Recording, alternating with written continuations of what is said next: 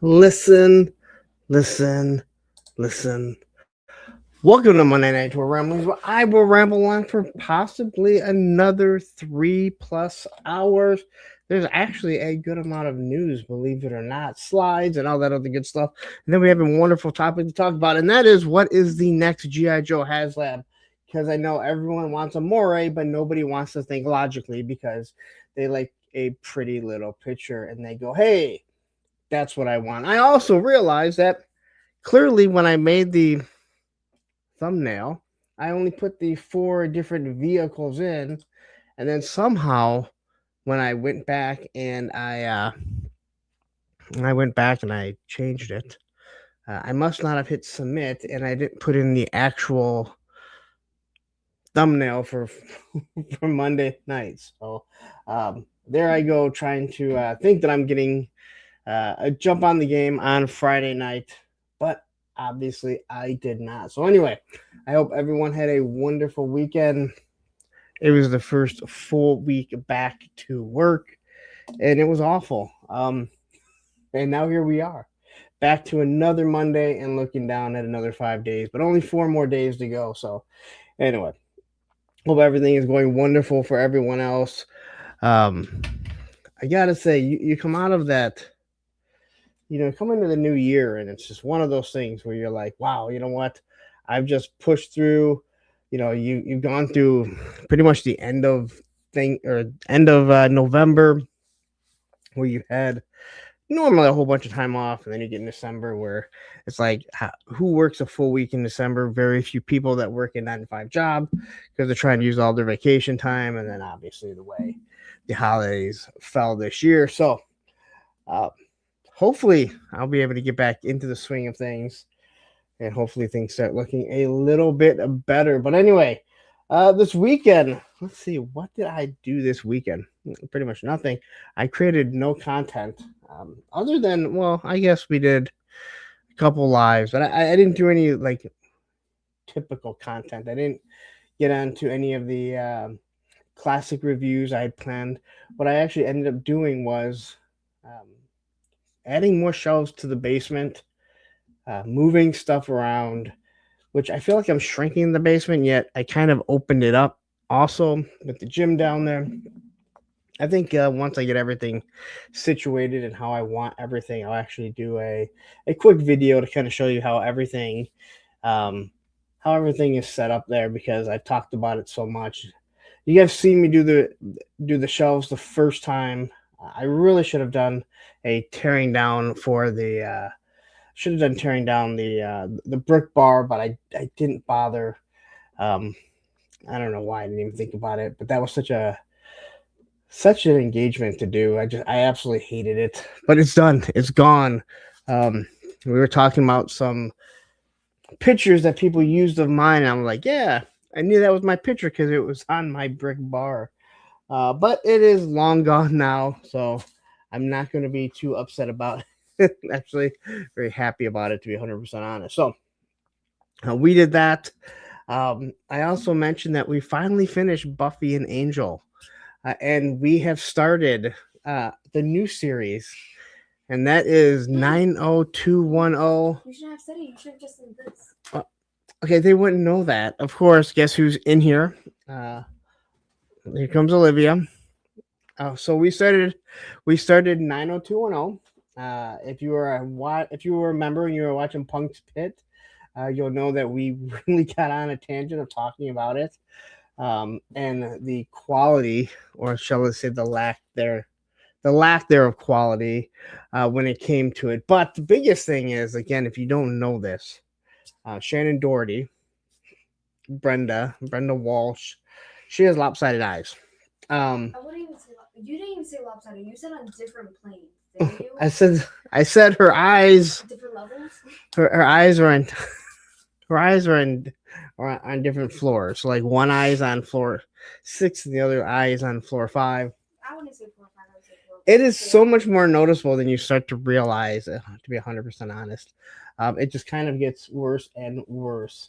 I completed the poll somehow.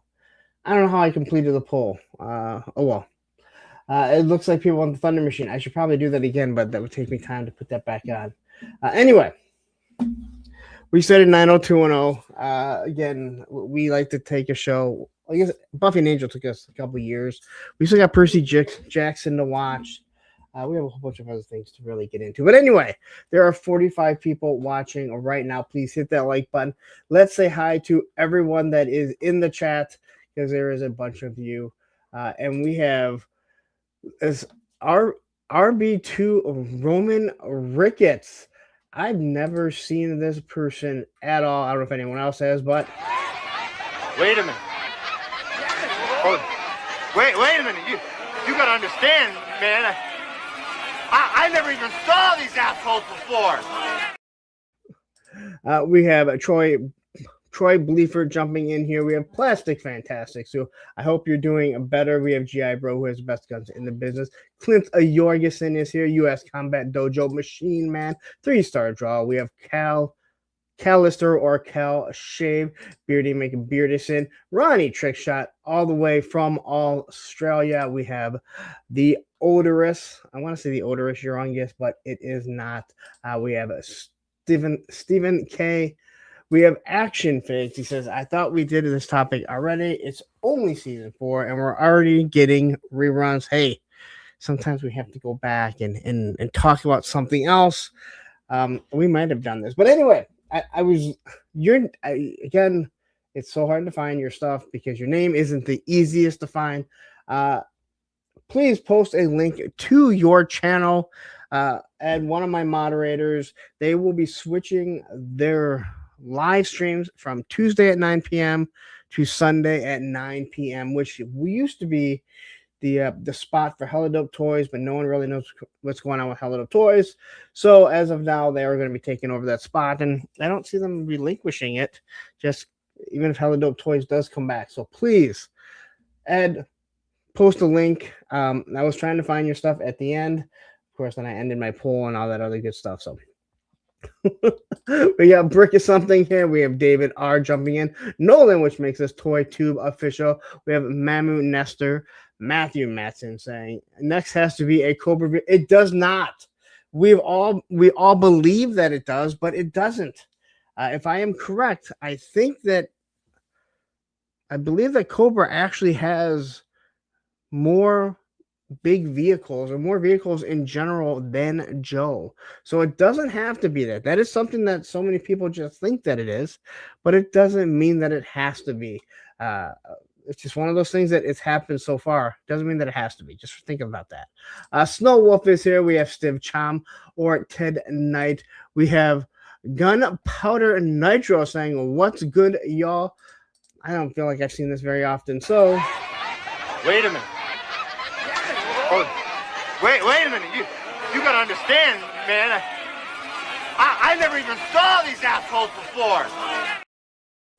We got Viper Scott here. We have Ultra Mesh, who said that someone in a town over was caught digging up and stealing body parts. And I said, hey, remind me to tell you the story, which I think I've told you before, and I will tell you when I get done here, as long as I remember when we get done.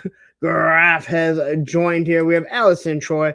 When the moon hits the eye like a big pizza eye, that's amore.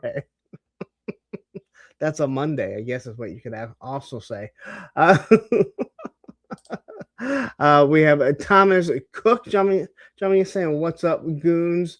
All right, and then we have Matt O'Brien saying, hey, Lawrence, I've been absent for a while, spent $7,000 on my pup over the holidays as she was sick and needed to be hospitalized.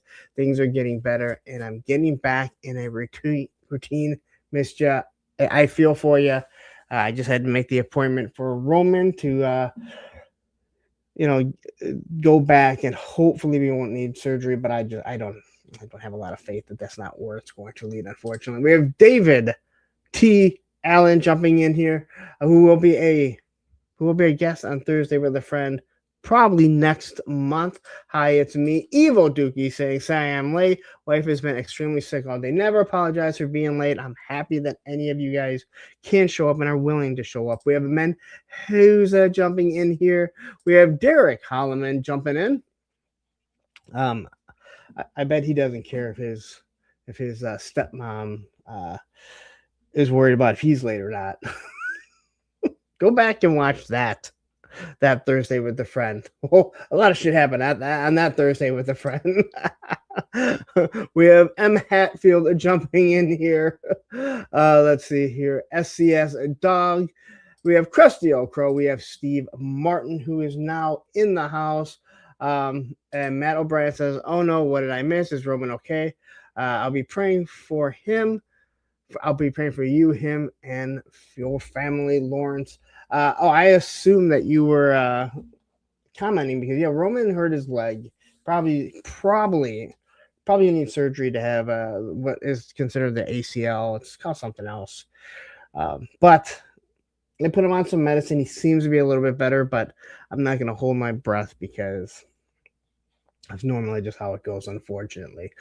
Sean Forrester has jumped in, and we have Joe Smith saying picked up Retro, Dr. Mindbender, and Flint last Friday for $28 a piece. Wow, yes, they are getting pricey, that is for sure, but I don't know what Joe Smith. Wait a minute. Oh, wait a minute. You gotta understand, man. I never even saw these assholes before. We have Odin01 jumping in here saying, "Oh, someone here in Philly was just arrested for having robbed over 100 graves and keeps the remains in his home."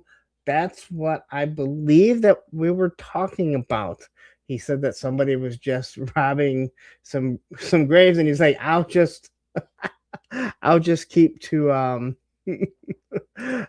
I'll keep to my hobby." So anyway, I told him, "Hey, remind me, I'll tell you the story." So when we were younger, there were these other skateboarders, older. We were young, just getting into skateboarding.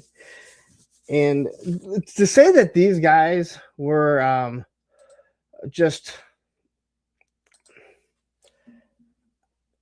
a bad group of kids, I guess is kind of the understatement. But they had done a lot of B&Es. They broke it in. And I mean, I remember them literally showing up where we skated. We were little, my mom had just passed away, so I was 13, maybe 14 by then.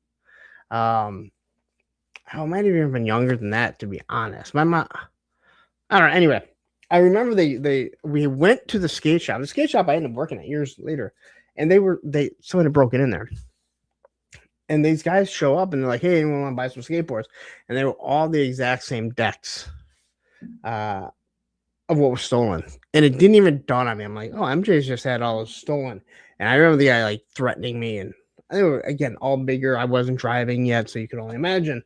And that's when you kind of put two and two together. But they had broken into a bunch of different places. They'd done all kinds of stuff. Ruck Ship jumping in here saying, "Ahoy, Punk and chat." And so I remember we were sitting behind what was Parkway Plaza. It's a plaza we saw skate behind there. And the one guy Kevin was like, "Hey," he goes, he's talking to Ozzy. And again, these guys are like a couple years older than us. He's like, "I gotta tell them, man." He's like, "I gotta tell someone." And there was 6 of them that all went out, and they were all drunk and high. And 3 of them decided to dig up a grave. And when I say they dug up a grave, it was one of those old cemeteries where no one else is buried there. There's just someone that goes through and keeps it up. And the guy, I mean, he was over 100 years old, so he wasn't even buried in a casket. He was just buried in a leather bag. And they had actually pulled up the bones. 3 of them did. So the 3 of them, I guess, left, and the 3 of them continued on with it. And in the end, they had actually dug everything up, and they put all the bones in some crate. I saw the bones. I know this is real. That's the craziest thing. GI Jetman jumping in here. We have Ray Black jumping in also. And then we have HK Viper right here. And then also Tripwire right there. And some lady actually, and I never saw the skull, but some lady actually took the skull, not realizing what it was. And I remember him telling us, Now they ended up getting busted for this. The three of them got busted for this. And I know, and I only bring this up because it was brought up that someone had been robbing graves and keeping the parts. Um, and I'm not a big karma person. I don't believe in karma, but I can tell you this: of the three people that did it, one took his own life. I think at 18. The other one, when the pandemic started, ended up attacking his wife and child with power tools, and now he's sitting in prison for the rest of his life.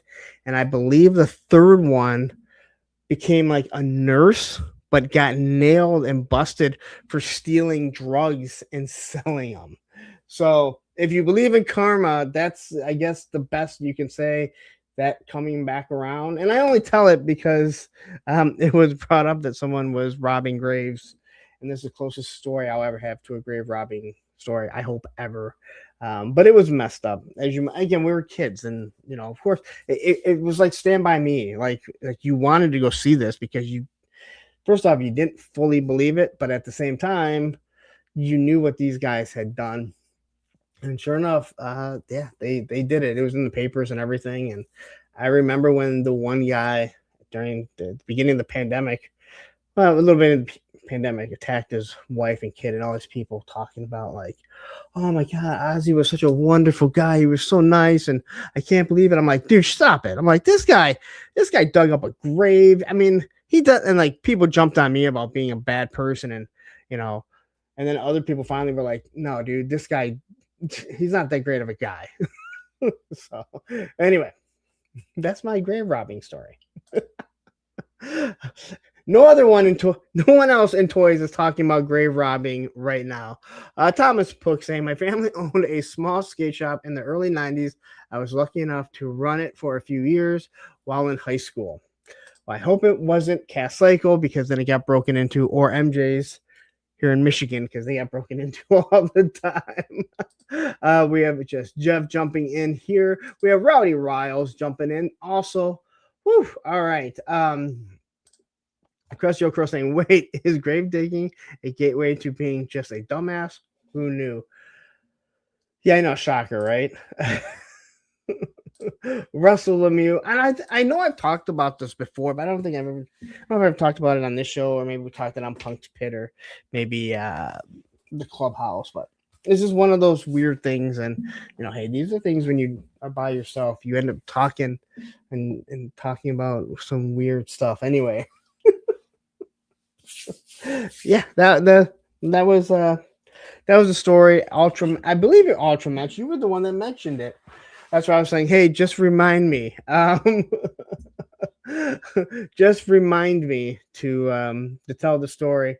Rowdy, so Ultra Match on in one of my comments, he made a comment on one of my videos about some guy just got busted robbing graves and keeping the parts, and he's like, I'll just stick to collecting toys.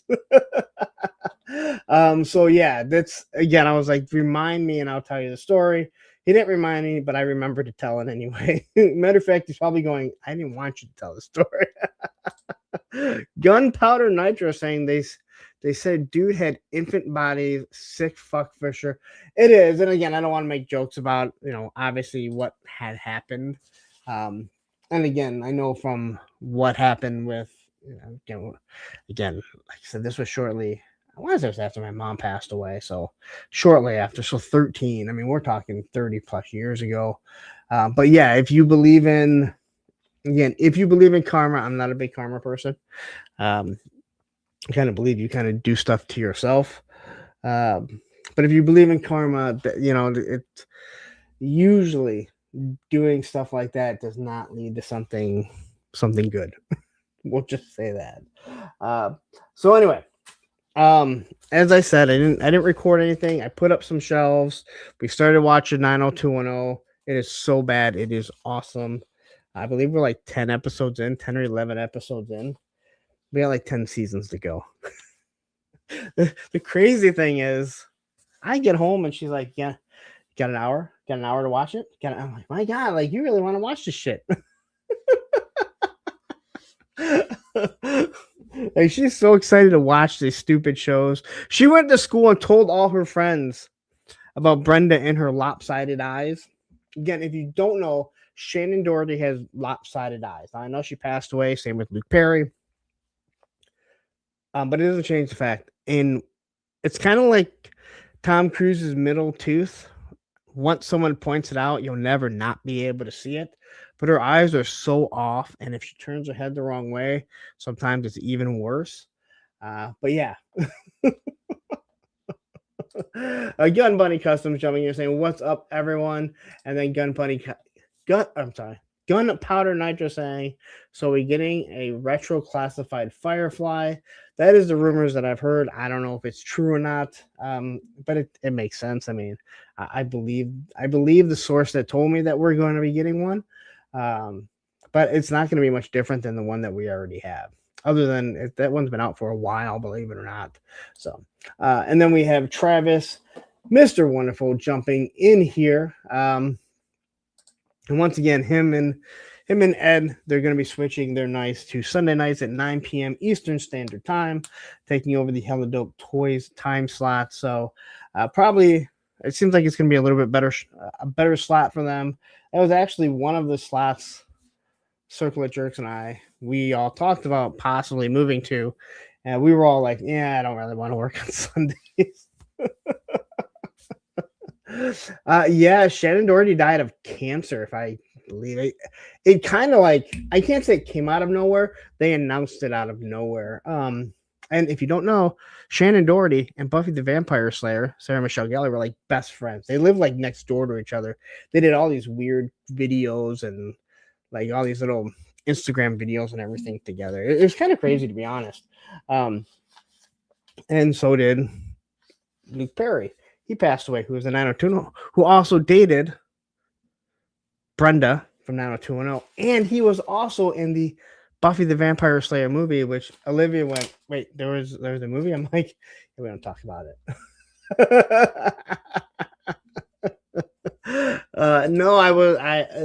Lenny does not tell me anything when I chat with him, and I very rarely chat with him.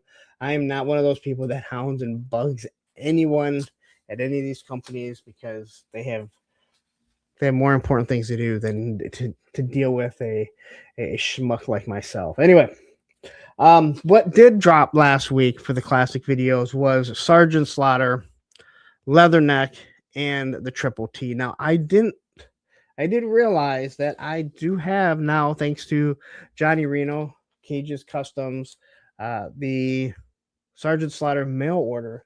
So I'm going to be doing that one when I do my next batch of videos. I kind of just throwing that up. As I get past the series, if I pick up new figures, I will be just kind of throwing those together. Because I want to do as many of the classic reviews as possible.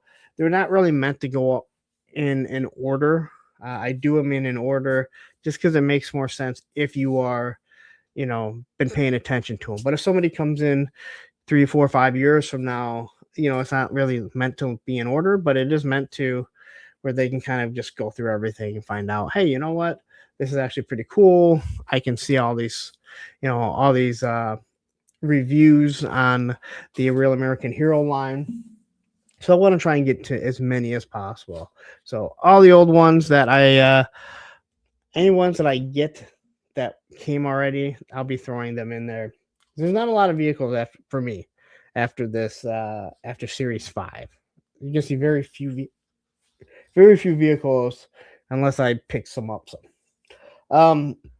Anyway, the Roman update, as I kind of mentioned, his leg seems to be getting a little bit better at times, but then he'll run on it. So he does seem to be using a little bit more. I don't think that's what's going to hold. We've been giving him his medicine, so he's on his anti-inflammatory and pain meds. He's not eating as much. I don't think he eats his snacks. He doesn't eat his kibble nearly as much. But he's never been controlled by food, so I'm not overly worried about it. I have a feeling the medicine is just kind of making him, lose his appetite. But he'll go over and he'll eat. Sleeping downstairs has been a pain in the ass. Olivia actually slept downstairs 2 nights this weekend with him, and he's just kind of a pain. My couch isn't big enough for the both of us, so last night I tried sleeping on the mat, on the gymnastics mat that we have there, which is not comfortable. Yeah, it's softer, but I'm a side sleeper, and so I threw my old bedspread down on it. So I'm not sleeping on something cold. I didn't bring my old beds or my new bedspread. I just brought a couple other blankets. The problem is Roman wants to dig himself underneath. So he was trying to dig himself underneath, but I have this small blanket, and it was a pain in the ass. It wasn't comfortable.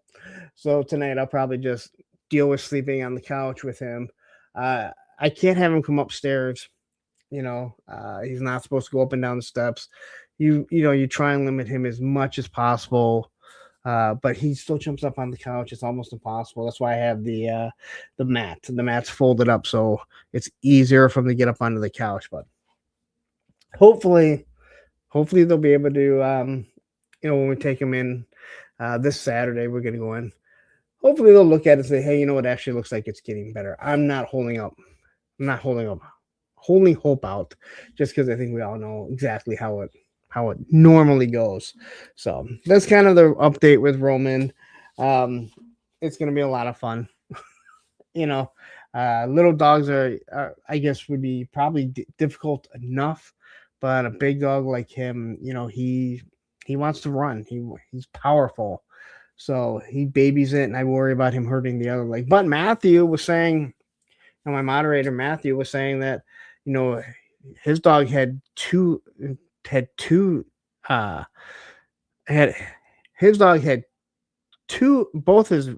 both her hind legs, and the operation done on one of them, and they were going to have the other operation done, and that he said it got better. But he also said that dog loves going in the pool, so it got pool therapy. I don't have a pool. I have to find one. And Roman's never gone swimming, so I don't know how he would handle that. So we'll see how physical therapy is going to go and what they're going to say. Hopefully hopefully for the cost that all this is, it's not all that bad. I'm not holding out hope. But yeah. And yeah, Gunpowder Nitro says, those really become a part of the family.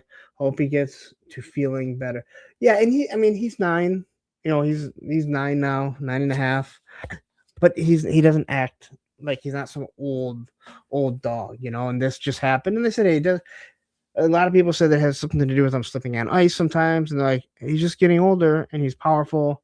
It's just it sucks. It's not like he's 15 years old and you can see his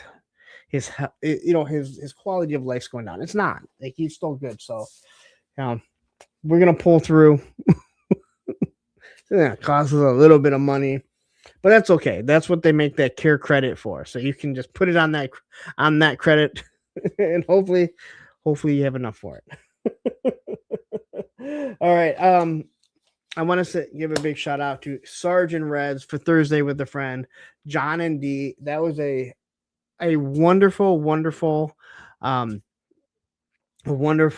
interview that I got to do with them. Now, I talked to them a good amount, but I never get to sit down and talk to them for 3 hours about stuff like this. And it was a little bit different. When I do Thursday with a Friend, it's a one-on-one normally, but they do pretty much everything together. So we had to modify it a little bit. We didn't talk so much about their actual lives growing up and going through stuff, but we did talk about where they came from, some of the tragedies, and the miracles all in one day. And I will say, please go watch it. Please go watch it. I had a great time. It wasn't done in the store. You've seen videos of their store, but I do believe with what Dee did talk about, I am the number one toy tuber for talking about loss of life.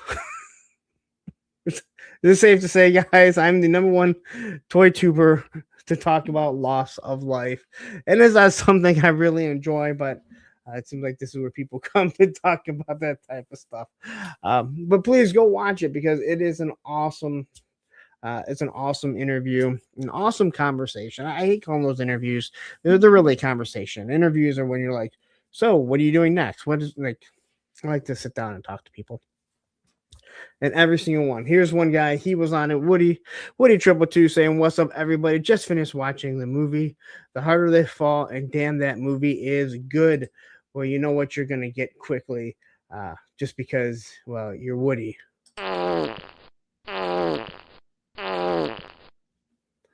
I thought I'd turn that off. I'm not doing that well. I killed my own. I killed my own poll. Not really paying attention. But anyway, so that was that. This week, I'm going to have Casey from Podcast from the Pit. He will be doing Thursday with a friend. I'm not really going to be doing too many recorded ones. They don't do that well, and I'm not someone who's like I have to have 1,000 views on anything. But when someone spends the time with me to give me a good, conversation, and not that many people watch it, it's disappointing. People want to interact. They want to ask the questions. So I'm going to try and do less and less pre-recorded ones. So I think for now on, unless if I have like a really big guest, I can only do a recorded one, or someone from across the pond. If a holiday lands on, Thursday, we're just not going to do anything. I'm just going to let it go. You can go watch a rerun or not pay attention. There's other people that do lives on Thursday. So we got Stu for Lunch jumping in here saying salutations, Team Punk. And then we have Payne's Toy Sample jumping in here saying, hey, kids, Gun Bunny. I'm sorry. They're not Gun Bunny. You came in right after Gunpowder Nitro says, the lives are the best. You can interact people. The lives are the best. You can interact with people. You can interact. People can get to know you on a lot. Yeah.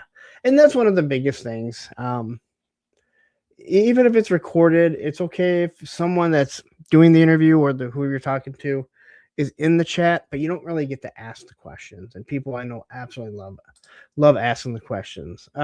Billy Boy's Toys jumping in. All right. So I got Podcast from the Pit, Casey. I got Rad Toys Galaxy the week after that. And then to end the month, that Thursday, I believe the 28th, I got Ben Conway, the owner of Skeletron. I've kind of been going back and forth with him. I don't think he's used to someone asking weeks ahead of time, but he looked at his schedule. He said, hey, you know what? Let's do it. I don't even think he fully knows what the show is. So I'll probably be sending him a couple of links saying, hey, just want you to check out the link so you kind of know what this is about. I think that he's used to people wanting something from him. I know there are people that, hey, why don't you come on and, can you show something off? And when they're like, hey, I'm not showing anything new off, I'm not hinting at anything, they're instantly like, well, why don't we come back later when you have something? Like, everyone wants to get something from somebody, and that's not what my shows are about. I don't care. Everyone is selling something somewhere. I'm not trying to get something out of somewhere so I can, get a few extra views or anything. So, if you've heard me talk about Ben, what a wonderful guy he is, how he is seriously one of the nicest guys making toys. Well, you'll actually get to hear him and see him. So I think you'll be happy about that. We got TK Storm and Geek Room. He kind of changed his name. I don't remember his Geek Room, but saying, what's up, punks? All right. So I do have to mention this. before we get into the news. So my daughter is doing a project where they're creating a car, and then the weight goes down. It has to go, I think, like 16 feet. It's like 15 meter, or I'm sorry, 5 meters, which is like roughly 6 feet or 16 feet. Anyway, I've been kind of helping them, not trying to take over because I'm like, it's your project. Once you kind of explain, like, I could have built this, I could have built this on my own. I know exactly how to make it do. But anyway, so her friend was over on Sunday. Her friend came over today. But she'd been kind of working on it, and I come in, I come in and I see one of these. I'm like, oh, did you check that ruler out? You finally used a ruler, another one, right? I'm like, but did you check it out? Now, the funny thing is, to make it, they bought rulers to make the pulley system that they can drop. Those better not be my rulers, all right? And again, if you're new to the channel, last year sometime, my daughter came in needing a ruler for a school project. Again, it's like 10:30 at night, and I didn't have one. And of course, due to the wonderful, wonderful guys that I have watching, and gals watching the channel, numerous ones sent me links to Amazon to buy rulers. So I bought like a pack of like 7 or 8 rulers, and they sit here. And it happened on stream that she showed up and needed a ruler, and believe it or not, I couldn't find them because they'd fallen down, but I was able to find one. But anytime a ruler is used, we definitely have to mention it. All right, let's see here. We have Stanley Eberhard jumping in here saying, my Thursday is freed up. And let's see here. What else do I have? I know I saw someone else pop in. We have Shark Eyes right here. And then we have Baldylocks do a ruler review. Well, they're just a bunch of repaints, I really should hype up when I order rulers that are just repaints and let everyone know what a special drop these are going to be. And then I can have people like lose their shit over and say how wonderful, how amazing this is.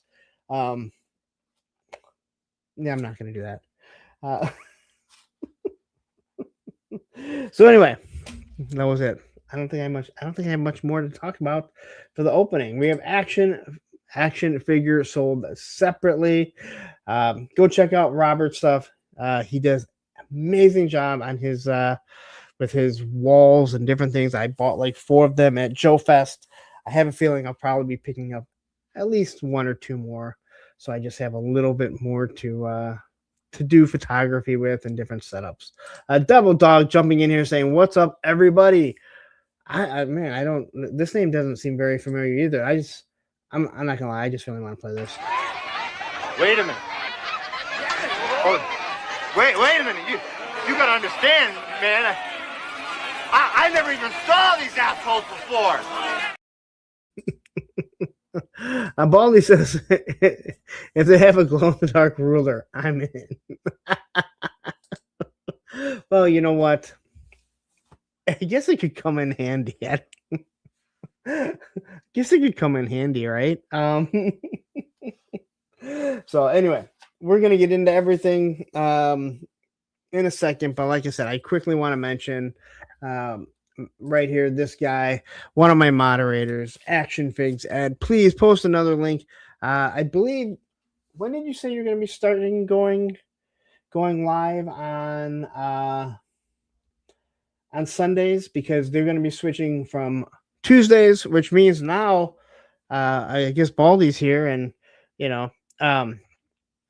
we will be we can go longer now, I guess, on Tuesdays. Because that was the one thing I always said. I'm like, I cannot go up against my moderators. They do way too much work for me for Circle of Jerks. So for this, that the Circle of Jerks, I cannot go on past them. So 118 is when they're going to go, when they're going to shift over to being live on. So I guess this Sunday, right? That seems to work out. So post the link. Head on over there. If you're not already subscribed to the Toy Lead Takeover, head on over there. Now you have something to actually watch on Sundays, because I know there's not really much going on. I know there's Geek Dad Life. I'm not really sure what else is. Really, what else happens? We used to watch Hello Little Toys. Not anymore. So head on over there. And then my other moderator, along with Pop Blender, they do their show at 10 p.m. on Tuesdays, shortly after the Circle of Jerks do whatever the hell we do. Baldy says, I'll ask my mom if we can hang longer. You should. And look at that, a toy kind of mood jumping in here. He will be doing his, they will be celebrating their 250th episode, I believe, this Wednesday. I have no idea how many episodes I have done, but he's going to be having a 250th episode. I don't know. I believe anyone that was once part of a Toy Kind of Mood is being brought back on or is allowed to come on. I don't know if the fired spec has agreed to it or not. But tune into that and see what they have to say. Anyway, Troy Bleefer gifted one Punk membership, and it went to Carol. The Carol right there. So quickly, Carol's going to get the...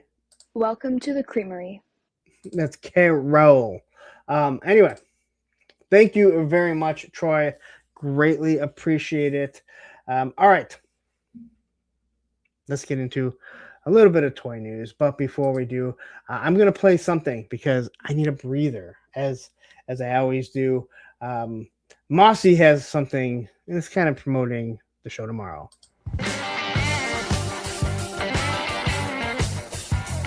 Welcome back to Late Night with Mothman. Oh man, we've had such a crazy ride so far with all the amazing guests and shows that we've watched throughout this 36-hour stream. And I want to make sure y'all know we gotta keep donating. We gotta keep getting them numbers up.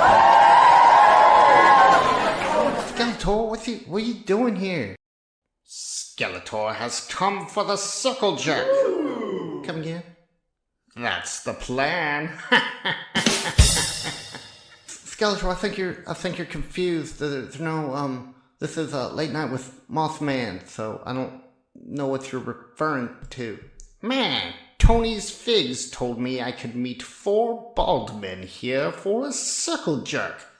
And Skeletor will not leave until he's satisfied. Skeletor, I think you might be confused with the show. It's called Circle of Jerks, and they're not on right now. Then they do a show like every week or every other week or something. I don't watch it. Fool! I promise you, Skeletor is not confused.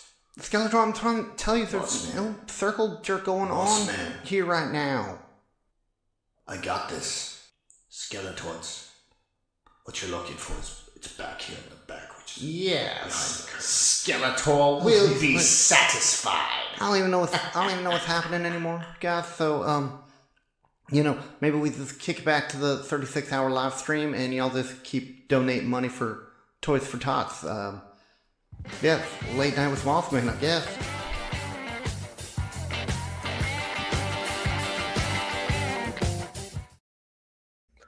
All right, and before we get into it, the topic is going to be the next GI Joe HasLab. I had a wonderful poll. I ended the poll way too early by mistake. But and I have no inside knowledge, so there's no inside knowledge going on here. This is just the guesses, and I only put 4 up there.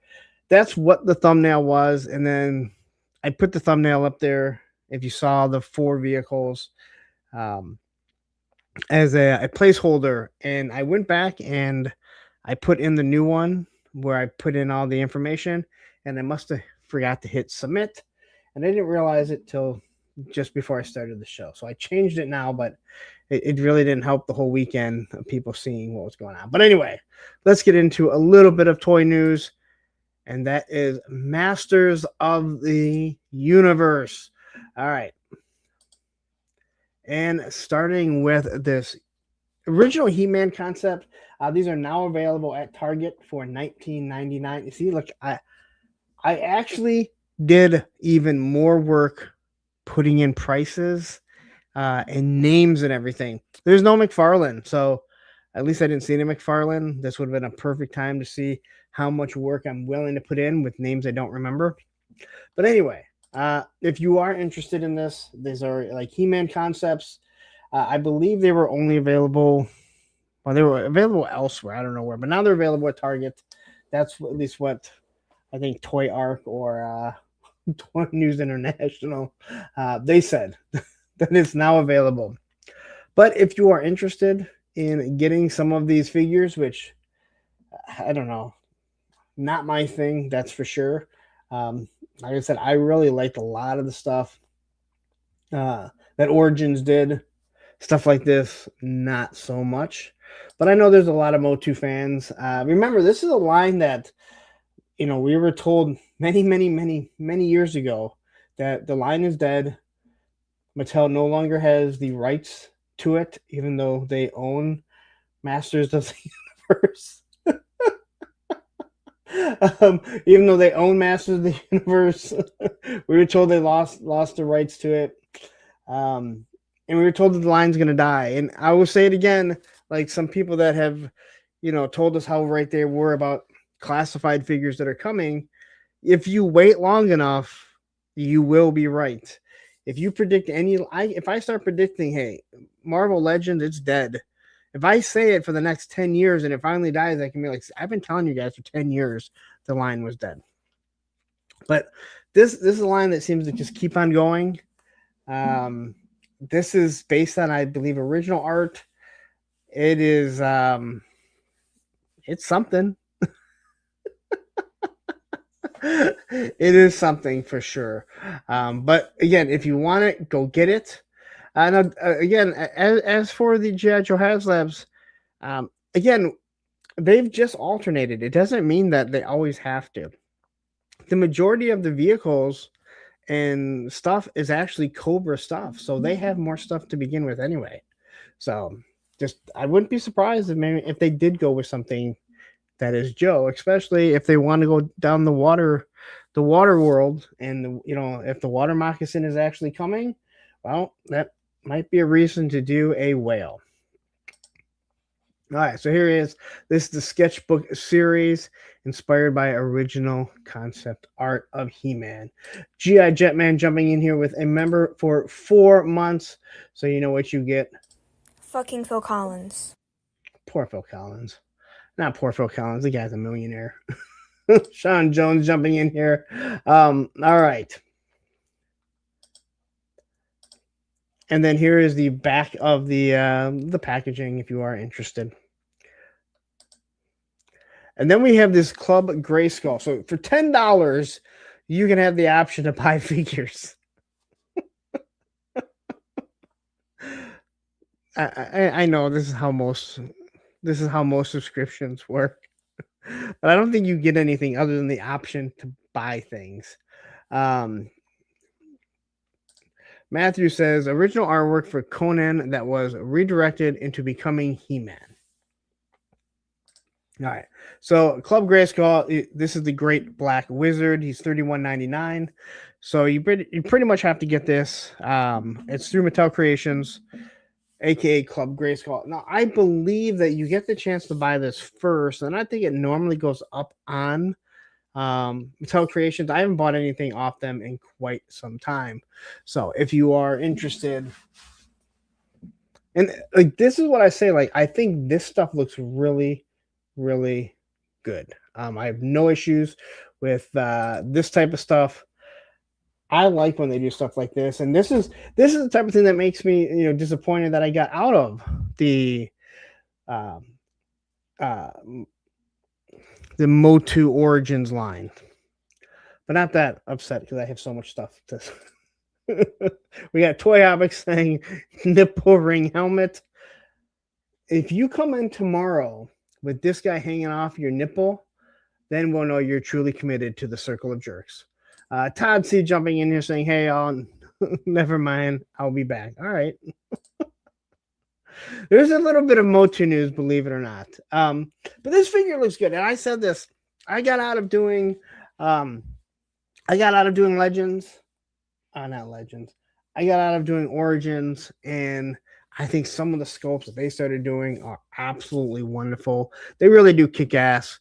And for what is really an inexpensive figure. Now, this is a Club Grayskull, so yeah, $32 I guess isn't inexpensive. Right there, you're kind of hitting the deluxe version of the classified. So, but I think this does look good. The Great Black Wizard. I don't know why he's got to be black, but whatever. I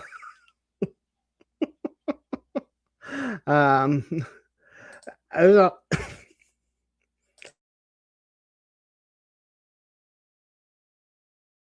There's a lot of people that like Motu that just don't admit to it. And Baldy even says, "Hey, Origins is such a great line." And I did a video like 5 years ago now, saying is Origins the best line for kids and their parents, and that was because like they gave the nostalgia feel with the parents. If parents had old figures, they could fit in there, but these were figures that had articulation, but not too much that you had to worry about them breaking. So there you go. Here's the back of it. Gives you the little Club Grayskull right there. So, and then we have the Mondo Motu 200X Skeletor. This is a 6.5 inch figure, $110 roughly, depending I think where you order it from. If I was going to get into Origins, I would go with the Mondo. So most people, when they think of Mondo, they think of the 12 inch. They went down to a 112 scale.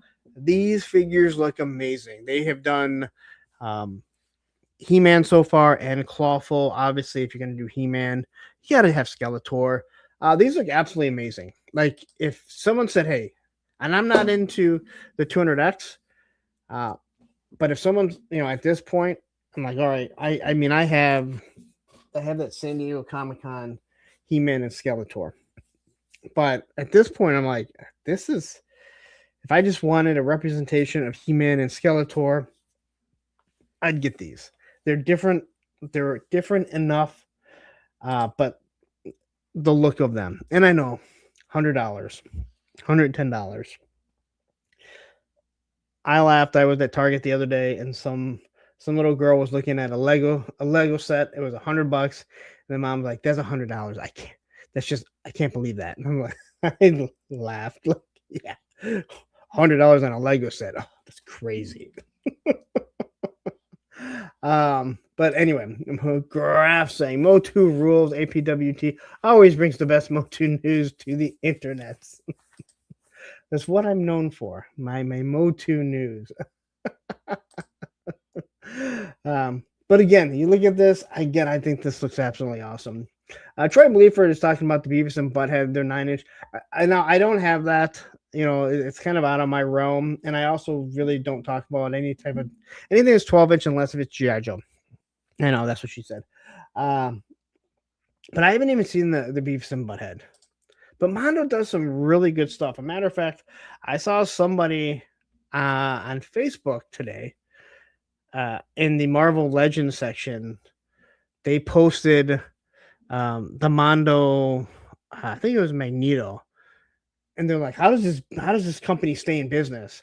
And it's like, well, I guess there are people that are Legends fans that aren't toy fans, that don't really understand how toys actually work and how much some of them actually cost. But here he is in his cape. It looks like he's in a Snuggie. He's got one of the Snuggies on. He's completely covered up. He's staying nice and warm, even though there's a big fire behind him. His battle with He-Man and his Havoc staff. I think these figures look absolutely amazing. He looks to be a touch bigger than He-Man too. But again, not something that I'm into, but I know there are still a lot of Motu guys. Snuggator.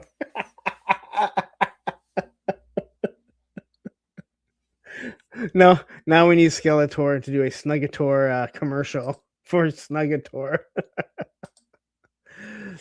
But yeah, if you're into these figures, again, if you're like, I need just one thing that is Motu that's going to represent it, here it is. Okay, 7.5. So not 6.5 like I said. 7.5-inch figures. Again, they do look nice. There's no doubt about it. And there's a lot of people that just want one thing to represent that line. And I think this is it. Unless if you're into the origins. So it looks like it is a nice wired cape. So you got that flowing. And I got some nice battle scenes. But let's see everything that he does come with. You can see how the sword kind of fits right into it.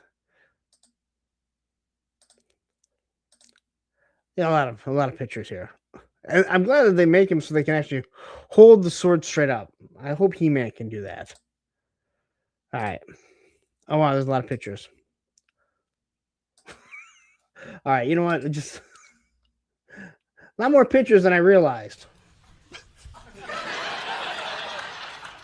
I don't go through all the graphics before the show. That's true, I don't. All right. So here's everything it comes with. Another, another just skull, a couple hands, multiple swords to become one sword, and then you got the Havoc staff right there. And here they're kind of showing you all the different things and I guess the configurations that you can actually do with it. So if you're into this, I would say pick this up. I know He-Man and Clawful sold out pretty quickly. They usually have a deluxe. Then they have like your common one for BBTS and other places like that. So, all right, a nice little box. So if you're like me and you're obsessed with keeping your boxes, you'll like it. All right, so Star Wars did a live stream today, and I'm not going overboard with the Star Wars pictures. I normally go a little overboard. I did not go overboard with the Star Wars pictures and or the new Cosmic Legions. A matter of fact, I was going to do more Cosmic Legions, but you can't really save their pictures on your phone, or I mean on the computer. It does not allow you to put them into PowerPoint. So I didn't do that many. But we're going to start with our He-Man right here. I'm not He-Man. Your Star Wars, your vintage collection. And this is Labria. So they're going with the vintage collection. They talked about this is a 4-pack that is available on Hasbro Pulse, which means it'll probably be at Ross in a couple of years. That's where their 4-packs seem to end up. And they're going pretty much with the Cantina slash I want to say Dagobah, not Dagobah, Tatooine.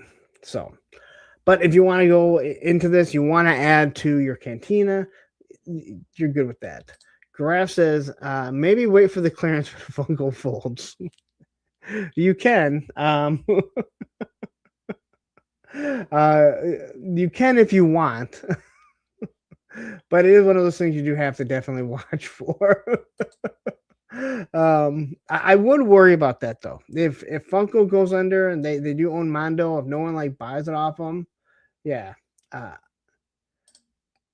Yes, that is his name.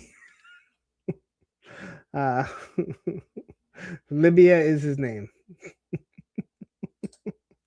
But anyway, this is all that I have. Again, the vintage collection is the 4. Now they said 3.75. I thought these were 4-inch figures. But anyway,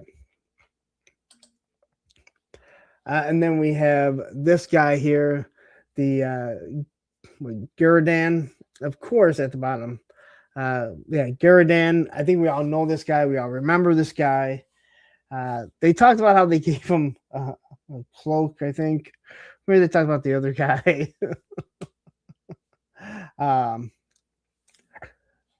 Yes, I can see what you're saying. Graf says never go full cantina. But yeah, if you're into this, here, and I don't have the price. All right, this is a 4-pack, so I'm not sure exactly how much it's going to be. Obviously, with the way their prices are changing. The Stitch, yes. Troy Bleeford, he is the Stitch. GI Jetman says they use John Wayne's voice for him.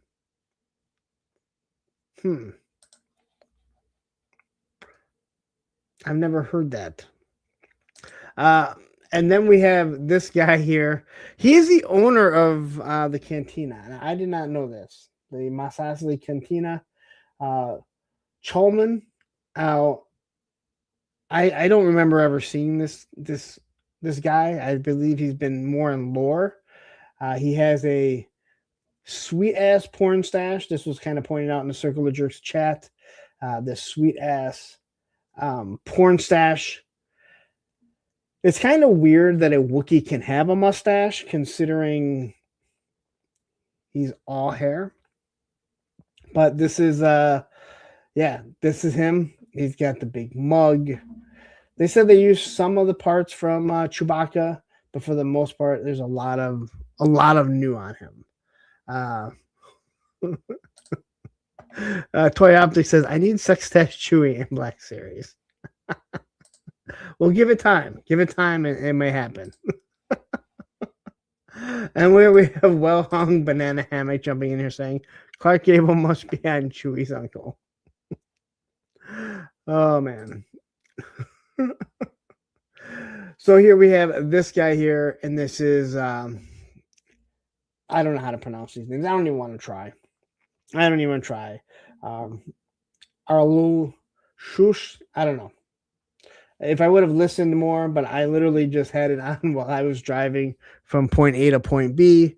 So I'm not really paying attention. I'm just hearing what they have to say. And then when it popped up on who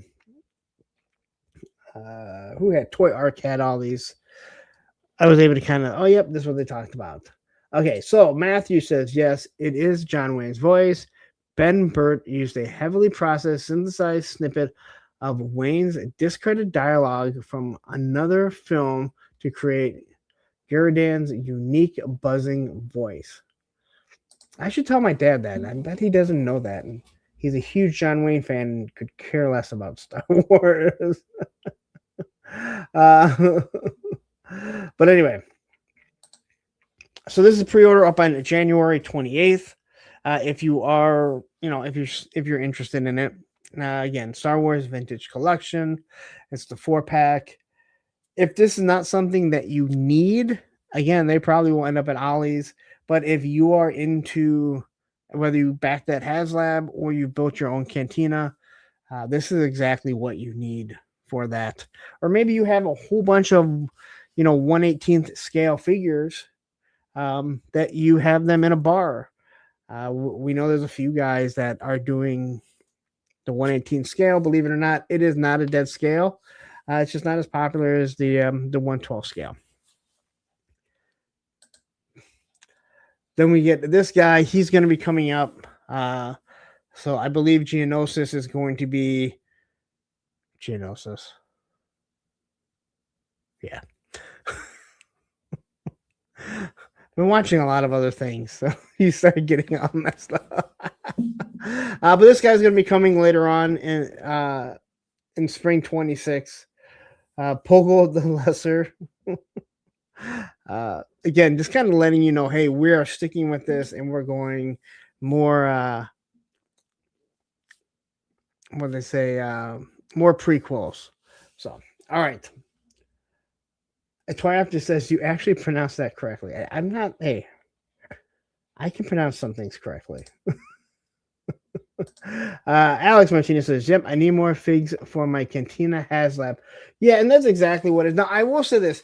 They did say something about, hey, you know what? This is where they really screwed up, in my opinion. And this is something that we've talked about numerous times, right? And that is, I want to say I think it was this guy. Is it this guy or him? one of them, they said, hey, this was one of the tiers that we didn't hit for the HasLab, but we wanted to have it. This goes back to what everyone says. Like, why am I bothering back in the HasLab if you're just going to do it? We can go look at Mephisto. That's the same Mephisto they were trying to give, as a tier for the Engine of Vengeance. We're seeing now that they have the Arctic Hiss. So we can probably assume that other things are going to get reused. If something doesn't hit, I mean, can you kind of sit back and go, well, they're going to give it to us anyway because they really want it? I don't think you're getting a Black Series Rancor.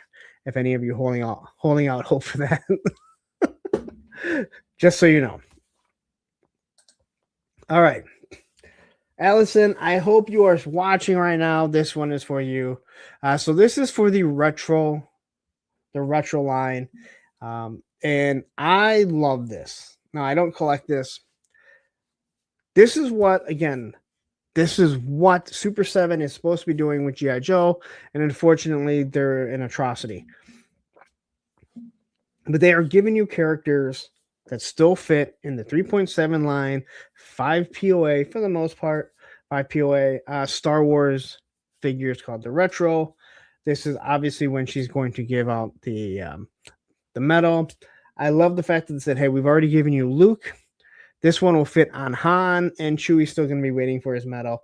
I love the fact that they still made the joke about it. But this is Princess Leia, and again, I think she fits perfectly with what we had as a kid. So if you are still collecting that line, if you're one of those collectors where, hey, I have the original Star Wars line, and this is what I love. I love the 5 points of articulation figures, not because they're great figures, but because aesthetically they work. I love that they're still giving this to you. And then I just left this here. So this is the Kenner original trilogy. Obviously we've seen ones that they've added here. This picture here, when I saw it, I'm like, you look at this on the computer and you're like, man, this just takes me back to when I was a kid. Like seeing the little check marks here. They have all the ones highlighted, I believe, of the ones that have come already. Is that correct? Because it looks like a bunch of them are in blue. I love the fact that they're just going to continue to do this, and they're going to give you more and more figures, so you are able to just add more and more to your collection. It's really, again, they own the rights to it. They know people are going to do it, and I know this is why a lot of people think that the O-ring GI Joe should continue. And I'm not arguing that they shouldn't, but they definitely don't look at GI Joe as a moneymaker in that scale right now. Baldy Lock says, why can one Hasbro license do it right and and not their own IP? They could do O-rings right. They could, but just don't. Clint Jorgensen says, this is where everyone gets the meta culture started. Okay. I would agree with you, other than that Chewie had just as much of a right to get a medal as the two humans. All right. All right. This is onto the Black Series, and they are giving you a Black Series Watto. Now, these are all going to be from the prequel, I believe. I said Watto correctly, too. Are you happy? Now, I really like what they're doing with this. I think he looks amazing. Who's ever taken over Star Wars, I kind of feel like it's the Marvel Legends effect. I think Marvel Legends really looked down the hall at what Classified was doing, and they're like, all right, we have to up our game. And this guy that seems to be taking over Black Series or Star Wars is doing a really good job of making the figures, giving them a little bit more articulation. So Watto comes with a flight stand, which he should. He comes with his chance dice. He comes with a walking stick. He comes with 2 sets of wings, and the one set that aren't connected, as you can see, those are supposed to be like he's in flight. They're supposed to be like they're fluttering. So I think this looks really good. You can see how he sets.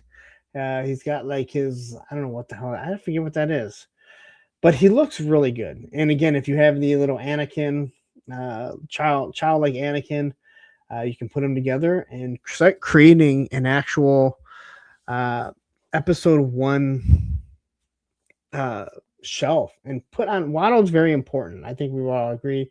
They talked about how they did Sobobble like last year, so they're just adding on to it.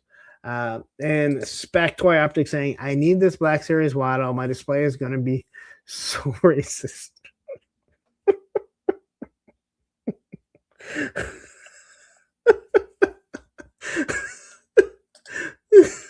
That's coming from the Jew. Just remember that.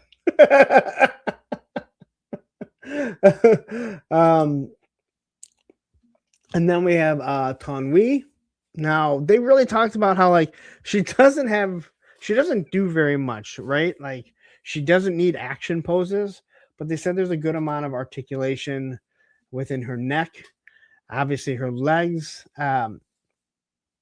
They said they made it so she can walk around and carry her iPad or whatever that thing is called. So they wanted to make sure that you could walk around with it. Again, this is not one of those things where, you know, this is not one of those ones where people need it for an action scene. But this is your world building. This is your telling a story on your shelf. I am the data pad. Thank you very much. Like I said, iPad. And yes, this is another guy. I feel like this guy and this guy are so much alike. I got to cut back on buying stuff. And then I see the shit they're buying. And I'm like, you guys are so full of shit. And if Tony is watching, somewhere he is laughing. And if Ed is watching, I know he's laughing too. But I think she looks good. Like I think that they have really started knocking out of the park with the way their figures look right now. And if they start giving them more articulation, then I think everyone's gonna be pretty happy. And then we get the Geonosis Warrior. So now we're going to Attack of the Clones, and I think you're gonna start seeing them go pretty heavy with Attack of the Clones. As you can already see, there's already 2 big figures that they dropped, but this is an army builder. If you really need, there's Tony. He is listening.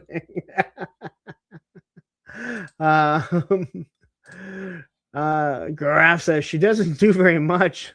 Wasn't she the employer of the month in the Boba Fett factory?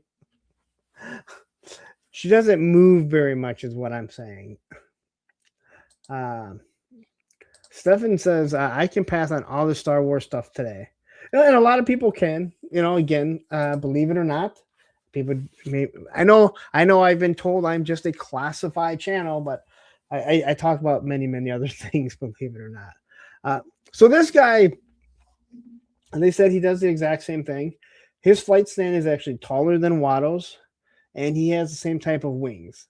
He has wings where if he's just on the ground and they're not fluttering, and then he has the fluttering wings to kind of make it look like it's fluttering. So this is the type of stuff I think is really cool. I think a lot of people like this.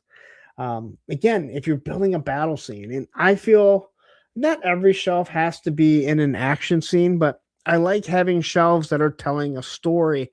Not everyone is like me. Some people just like them having in a generic pose. Those people use stands. I like telling a story. That's how, in my opinion, shelves should definitely be. Ed says it's only 12. It's only 12 days in the new year. Matthew 3. No matter the price is equal to 1 every 4 days. It doesn't look like cutting back to me.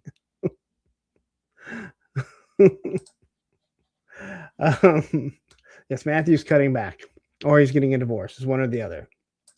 It could end up being both. Who knows? This pre-order comes January 14th, so that means in a couple days you'll be getting this pre-order going up. This is not a pack, so don't be looking for it like that. And then this is going to be the one I think that people are really going to enjoy. and that is what Lord Starkiller. Sorry, yes, Lord Starkiller. So I had this here. I actually thought I fixed the. I thought I actually fixed the order. He has 6 lightsabers, I believe, all with hilts, all with blades, and they all will fit onto his belt. He is from the expanded series, if I remember correctly. He does look awesome. I have no idea what he is, who he is. I know I've heard his name before. I have not read any of the books. If it becomes a shocker to you, I don't read. If it's not good enough to be put into a movie, it's not good enough for me to read. But yeah. And like Toy Optic says, this one is cool. I'll probably get, but I actually passed on the OG Star Killer figure. So here he is, February 4th, 1 p.m. Eastern. He goes up. This is a fan channel exclusive. But you can see all the lightsabers. He has a couple hands. They were very proud that they gave him extra hands. Which I'm like, all right, well, that's cool. You give him extra hands. Like, a lot of people give extra hands. He is a deluxe. Because they give him a bunch of little lightsabers.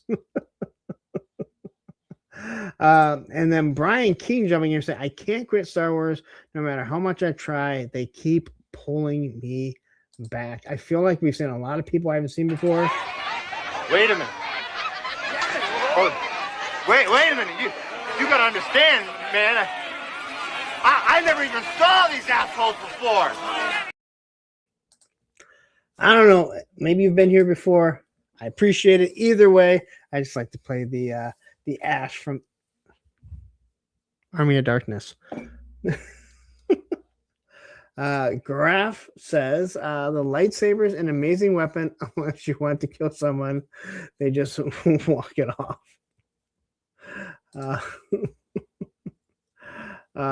But yeah, again, I think these look really nice.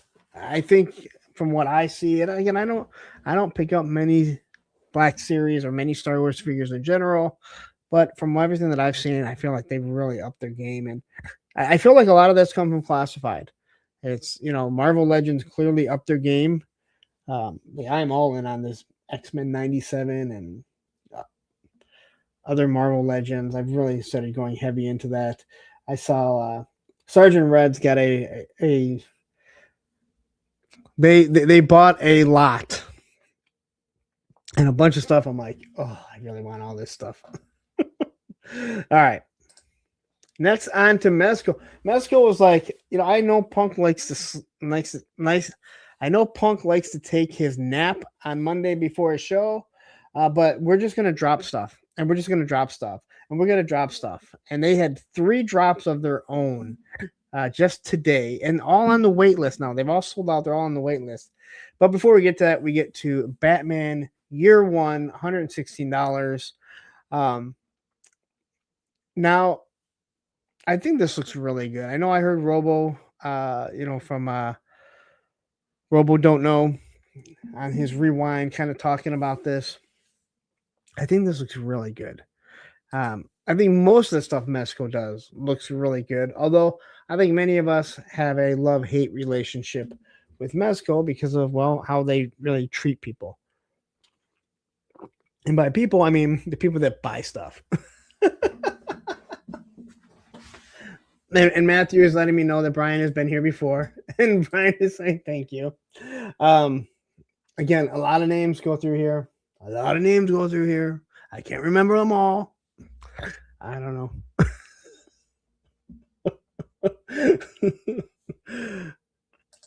I appreciate it either way, Brian, just so you know. And I just like to see Bruce Campbell. All right, so here we go. I think they did a really good job looking at the muscularity within this figure through the soft goods. So, but if you're interested, this is actually still available even on the Mezco site, along with Gambit. And there was another thing that I don't collect at all that I'm not even interested in, but I'm like, anything that's a property, like not their own property, that stuff just kind of sits there. But the Mezco property, the Rumble Society sells out like crazy. So there you go. If you're interested in Batman Year One, you can get this. This is a true crossover between Batman comics and Batman 66.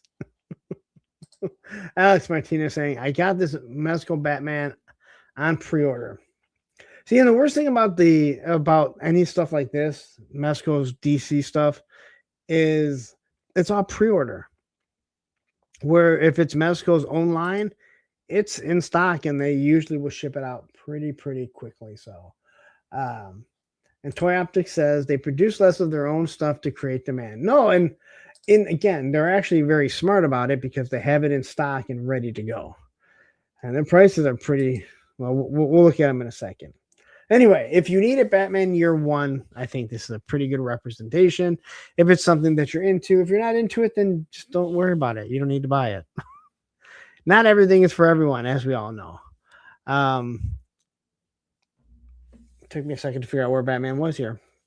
Looks like he has a lightsaber that's going bad. And their photography is absolutely awesome. Here we have Bruce Wayne. So we have his without his cowl on. And there's Jim Gordon, I'm assuming. So, but there he is. Again, it's very quirky, very supposed to look black and white, but then you get the yellow belt, which I do think I like the accents. It gives you that noir look to it. All right. So here's everything that you're going to get. 4 different heads. So you get the Bruce Wayne head. You get a yelling Batman head. Yelling Duke face, I guess we should call it. That's what they all are. Or maybe it's a barking Roman head, as you can hear Roman barking downstairs. You get the scowl. All these different hands. That's all only Batman can do. He doesn't hold guns. And then here's all of his accessories. His little throwing things on the bottom here look like he has some crazy type of hand. But you get the what was it? The bat light there, batarangs, a whole bunch of different accessories as Mezco. Mezco gives you a lot of stuff. Now, are they worth $110? Well, that's up to you to decide. I know some people don't think they'll ever spend $100 on an action figure, and many of us are like, $100. I don't even scoff at that. Steve Martin says blue chicken foot Batman. Yes, that is kind of what it looks like. G.I. Jetman says, isn't this Batman from the old black and white shows in the 40s? No, this is Year One. So I don't believe so. I believe this is from a comic Year One. Matthew or Ed will probably be able to either confirm that or correct me or correct you. Matthew likes to correct people. I don't know if you know that. All right. And then here's his cape just being held up. All right, now we'll get into the Decapod Gang, the Radioactive Racketeer Edition, $195 for 2 figures, and yes, glows in the dark. These went up today. These sold out today, so you are on the wait list if this is something that you need.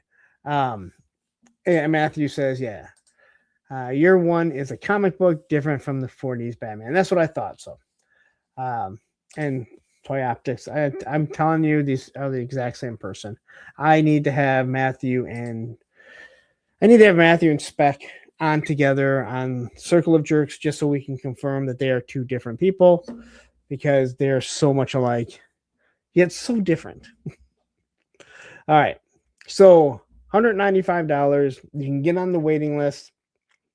I think that's odd, considering they have them in stock. Once you buy them, it's you paid for it, but hey, who knows?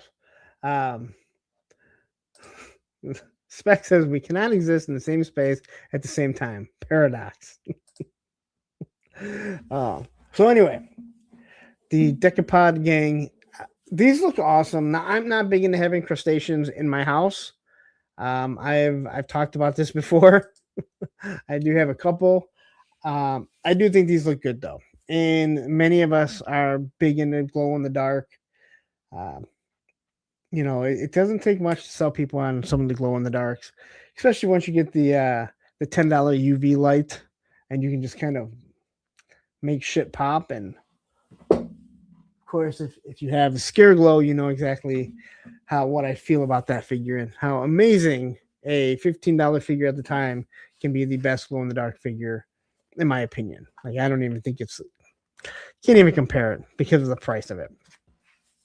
So, but yeah, this is all part of their Rumble Society. And I think they've done a wonderful job creating their own brand, which I know a lot of other people, they struggle to.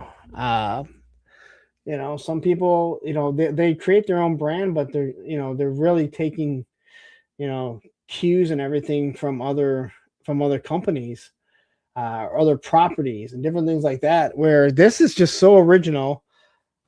But they've been around for a long time, and they've been doing this, and they actually give you they give a good amount of figures. They just don't do waves. So, but you are looking at $190 for this if you want to spend that much money. All right. But until you hold the Mezco figure, you don't really understand what a premium figure is. Unless you have the other premiums, but when you get the GI Joe Mezco, you can say, hey, you know what? I think the Classified Firefly is better. It costs a lot less, but the quality of those figures are two different things, and the weapons and everything. So, all right. So here's everything. We kind of get to everything that they come with. They needed some little Helidope boxes right here. That's what they really need, right? And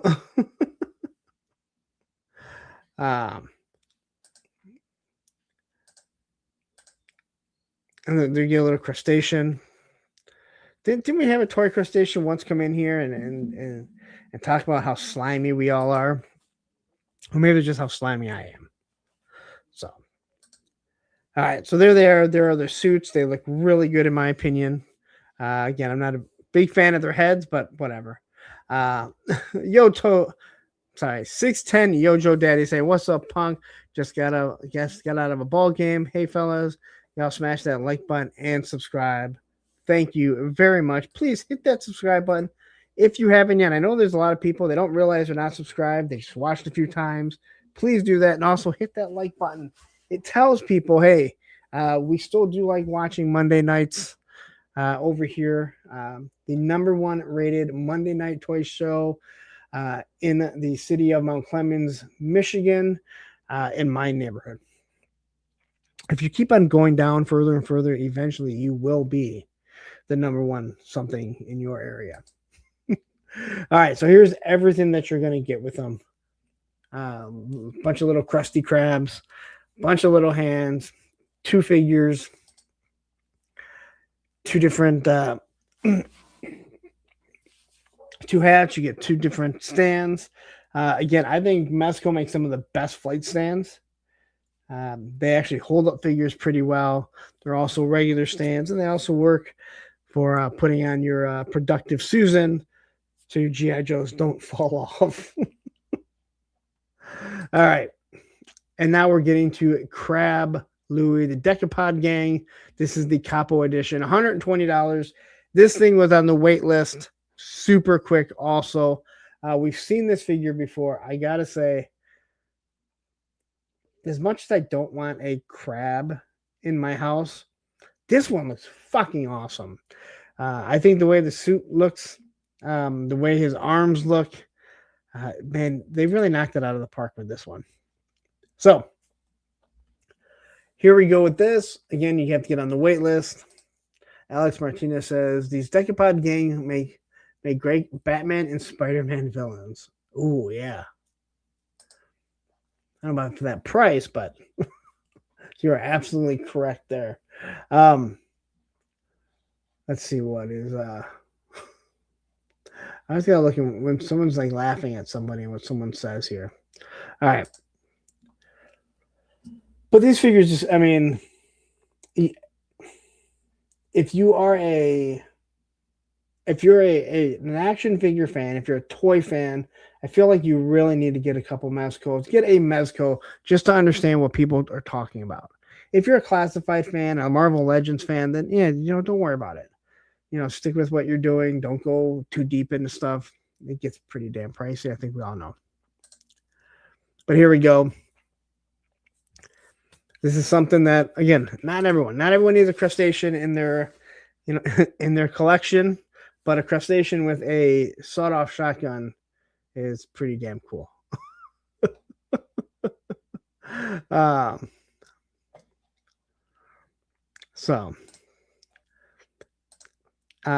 Jetman says Operation Mouse Force makes some really awesome stands. No one makes awesome stands because stands are not needed. All right. Operation Mouse Force, what they should do is every season have a different type of tombstone, so you can have a whole whole graveyard that punk skateboarders can dig up the graves. All right.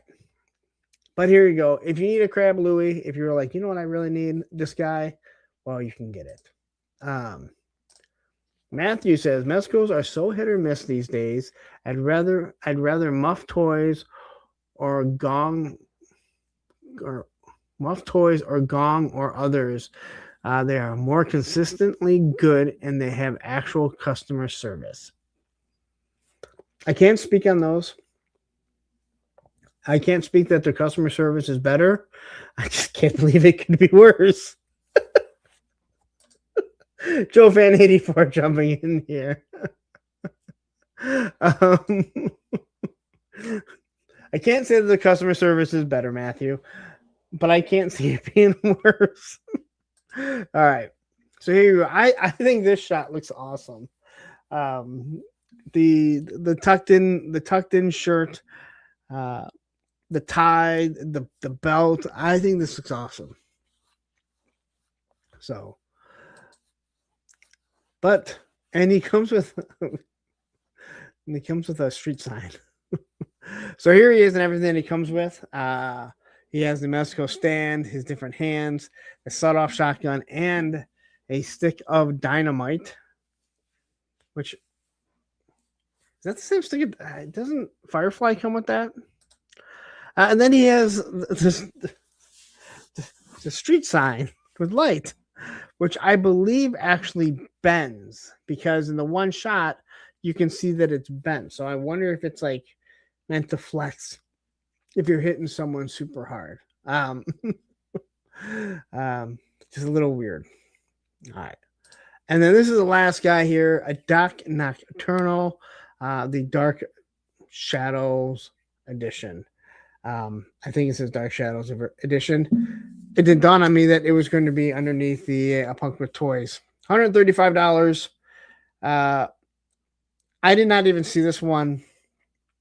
I would not have bought it for $135, but I would have been tempted to buy this one for $135. Did anyone pick this one up? And I'm literally talking to my moderator, Action Fakes, because this seems like something he would have picked up. Not many pictures. Didn't seem like there's a whole bunch of pictures they did. This one, to me, this just knocked it out of the park. Matthew says Doc Knock is a cool fig. All of the versions. Yeah, I don't have one, and this is one I definitely.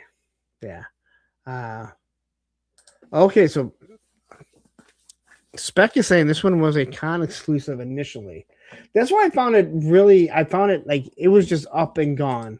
And Ed is saying, yeah, I would have had I seen it at the time. This is one that I would have contemplated.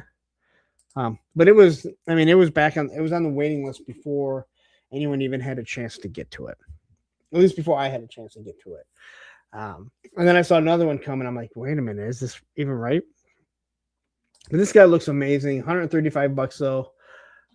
2 different head sculpts here, all these different hands. Remember, you can only use 2 hands.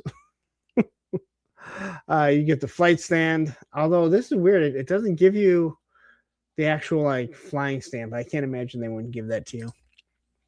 And this is everything he comes with. All the weapons, gas mask, goggles, some sort of weird. It actually looks like a grenade launcher. So this thing is. I mean, this is a nice looking figure. This is something that I would have been more than happy to pick up. $135. You know, you're really you're testing it, but big fan of this one. So, all right. So what I'm going to do, I'm going to play something quickly so I can run to the restroom. You know, I don't have a case of the Grumble Duffs, but everyone seems to really like this. And now back to Cobra News Now. Ladies and gentlemen, I have received word that our field correspondent, Scrap Iron, is on scene at Mars Industries, and he has interviewed a few eyewitnesses and forwarded those statements over to us as he tries to get closer for a better vantage point on the fire. So let's take a listen to these eyewitness statements and see if we can discover what has happened here tonight. All right, so I'm out here just ripping this mini ramp that's made by Mars Industries.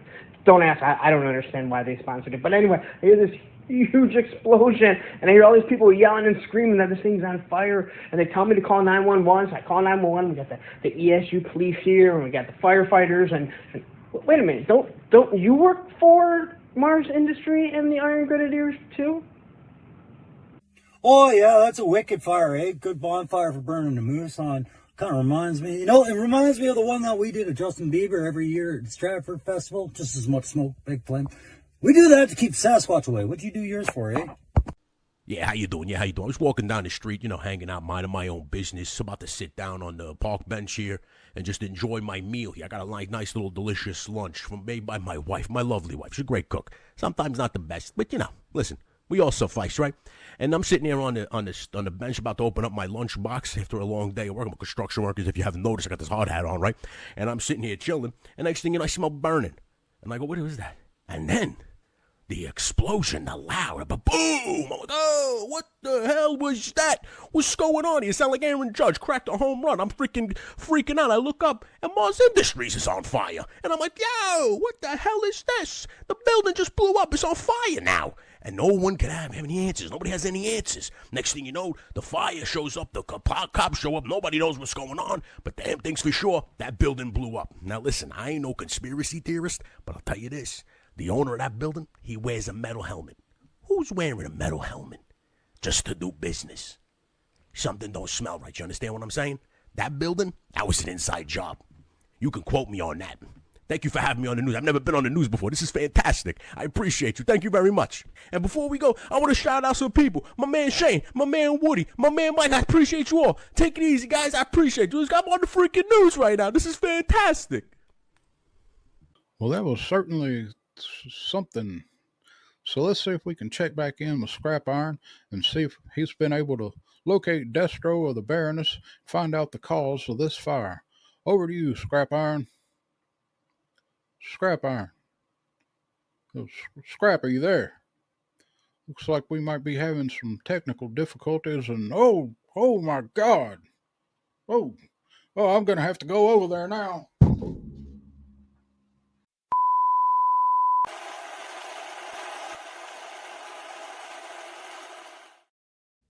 All right, there you go. I restarted the poll because I had time to do it. So please go vote. 67 people watching. Please hit that refresh. Hit that like button. Hit the subscribe button if you are not subscribed. Tell everyone, hey, you know what? We are still watching Monday Night Toy Ramblings, not just watching Punk on the Circle of Jerks. Even though I got at least one jerkle in here right now. This asshole. All right. So next up is a little bit of Marvel Legends. Now, this isn't something new, but it did go up for pre-order. Oops. It did go up for pre-order, and that is the Kitty Pryde and Colossus, $55.99. Now, if you were lucky enough, you may have noticed that Hasbro Pulse had it up for $49.99. I saw it. I have it pre-ordered there also. What is funny is that what's funny is Baldy made a comment that it's, you know, in our Circle of Jerks chat that, hey, it's only 50 on Pulse. I'm like, yeah, until they realize their mistake. It wasn't an hour, I don't think, and it was corrected, but it was already sold out on Pulse. And I know people are gonna throw a fit and go, how can something sell out on price?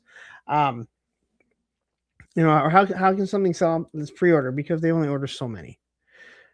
It's not a, hey, you know what? However many get ordered is how many how many we produce. So anyway, here is Colossus and Kitty Pryde.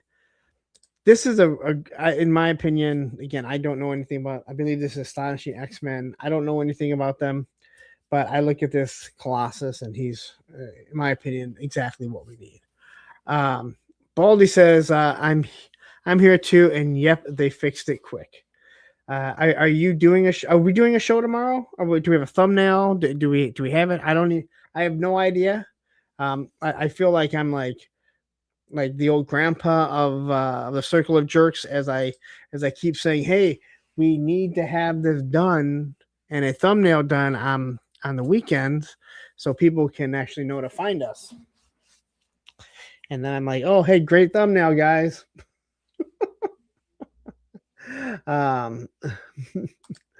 Matthew says, I saw discounted classified 2-packs that were discounted to retail. Well, unfortunately, that's just kind of what our new price is. And Tony's Fake says 3 jerks. So technically there's 4 jerks here. Yep, thumbnail was up last week. There's actually 4 jerks here, Tony. You have to include myself, considering I am here.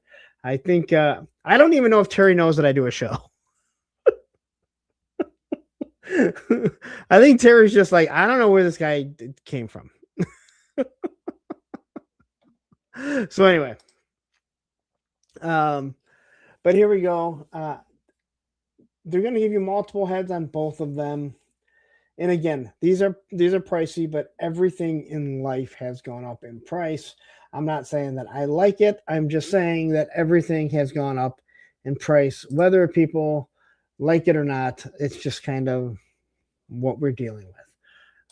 The Photo Viper jumping in here, and I think I saw him for the first time maybe last week, says the next HasLab will be the Havoc Mark II. It will be a green snowcat like the convention exclusives. Why? Because they already have the tooling and the no, that is absolutely incorrect. That will be, in my opinion, that will be a made to order 3 years down the road after that comes out. That I will agree with. That if the line is still going 3 years after we get the Snowcat, we'll get a made to order green version, but that will not be the HasLab, because the HasLab is an all new, completely tooled vehicle that they do. Or maybe they'll do some sort of what is it? Play set, which I think I would love, and a lot of other people. Matthew says Target raised prices on Legacy Police and Steelers Short Fuse and Divers, but now has them on sale for original retail. Isn't that what we call Black Friday? Isn't it like every Black Friday? But anyway, this thing comes with I don't know what that thing is. What's the dragon? I know someone said what the dragon's name is. I don't know anything about it. But this Colossus looks awesome. It is pinless. It doesn't look like it has double jointed elbows, so you're only going to get so much articulation out of it. Lockheed, like Lockheed Martin. Thank you. But anyway, Joe says, neat, she comes with a Pokemon. Baldy says it's Sammy the Dragon. Crow says it came with magic, Lockheed. Anyway, Charmander. Now I only know that is a Pokemon.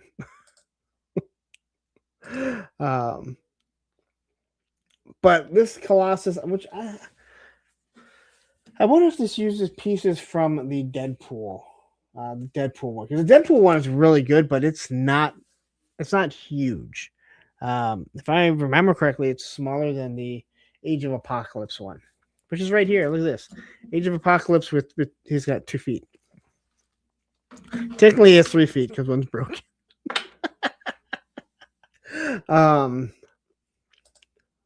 But here you go. I ordered it. I ordered it from 3 places.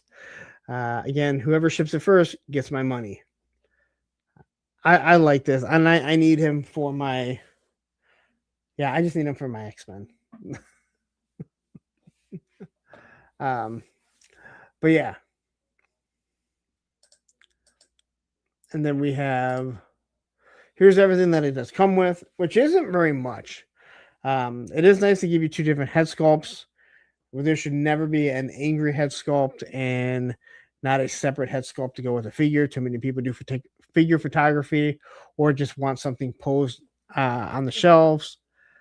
She has a nice change in hair. They've been doing that with Jean Grey too. A couple hands, and then Lockheed Martin. So I do think for the price point, yes, he's a bigger figure, but she's also a smaller figure. And I'll say it again, if I can complain about what Super 7 does when they don't lower the price of a Snarf figure, which should be cheaper, you got to do it with the other companies too. Like if you're gonna give me less accessories, I am not a big fan of. I'm not a big fan of the whole like. Well, it offsets the other prices. No, you're not supposed to do that. Like I'm buying this figure for $50. I'm not doing the whole like, oh, well, this figure should be 55. This one should be 45. I think this was the gripe a lot of people had when it came to the naked gargoyles with the wings. And it's like, I don't want, well, I think most people did want the wings that came with Bronx, that they were going to get a Bronx no matter what. But some of these other, the draped wings on those naked gargoyles came with characters maybe they didn't want. That's what I was trying to get at. So anyway, J.I. Jetman says, I only collect one X-Men team. I don't do 15,000 other X-Men teams. Yeah, I have issues. And Matthew does say, but Lockheed is a 3rd character, so this is a 3-pack. That is true. So that kind of goes back to, let's say, what was that? The Mad Marauders, Spirit, Lowlight, and not Freedom. I forget what his name was. So that was a 3-pack too. All right, so here it is, the Astonishing X-Men. Again, I don't know how much different their uniforms really are. They're X-Men uniforms, so I can fit this with. I'm not one of those people that like, oh my god, I can't mix these figures. That's on you. That's on you if you can't. Tony says, I have a bunch of X-Men, but only display the blue and gold teams. Yes, I have no idea. Now, I will say this. I think the artwork, and I literally kept this in here, because Kitty Pryde and Colossus are supposed to be a couple, and you can see they really went into that with the artwork on the side. It's kind of creepy. I feel like this would kind of be like, you ever notice Shaq always seems to be in some sort of like, a lot of his girlfriends or wives, I think his wife is like really small. Like, I feel like they might just break them. All right. So here's the back of it. You got Kitty Pryde and Marvel's Colossus. Clearly, they lost the name to Colossus. That's why it has to say Marvel's Colossus, which is actually kind of funny when you think about it. All right. Boss Fight Studio. I think this might have come out on Monday, last Monday, or maybe came out Tuesday. And we've talked about these before. So this is the Court of the Dead Shard, $49.99. I know BBTS has it right now. I really like what Boss Fight Studios is doing. I like their 6-inch figures. I like the way they look. The price is pricey. And, we're seeing a lot of these things, especially considering this is their own line. But I really do think that they make some really good figures. I don't know. I feel like they don't get the credit for it, for the actual quality that they put out there.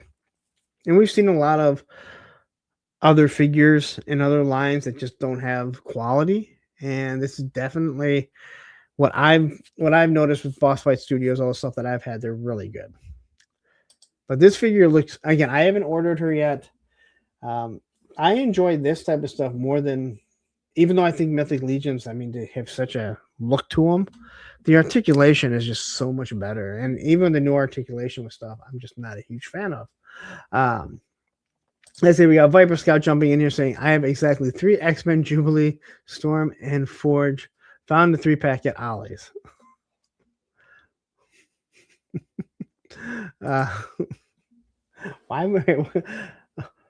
I'm confused on why you would buy that if you don't have other X-Men. Like, was it just because you found it at Ollie's and you were like, yep.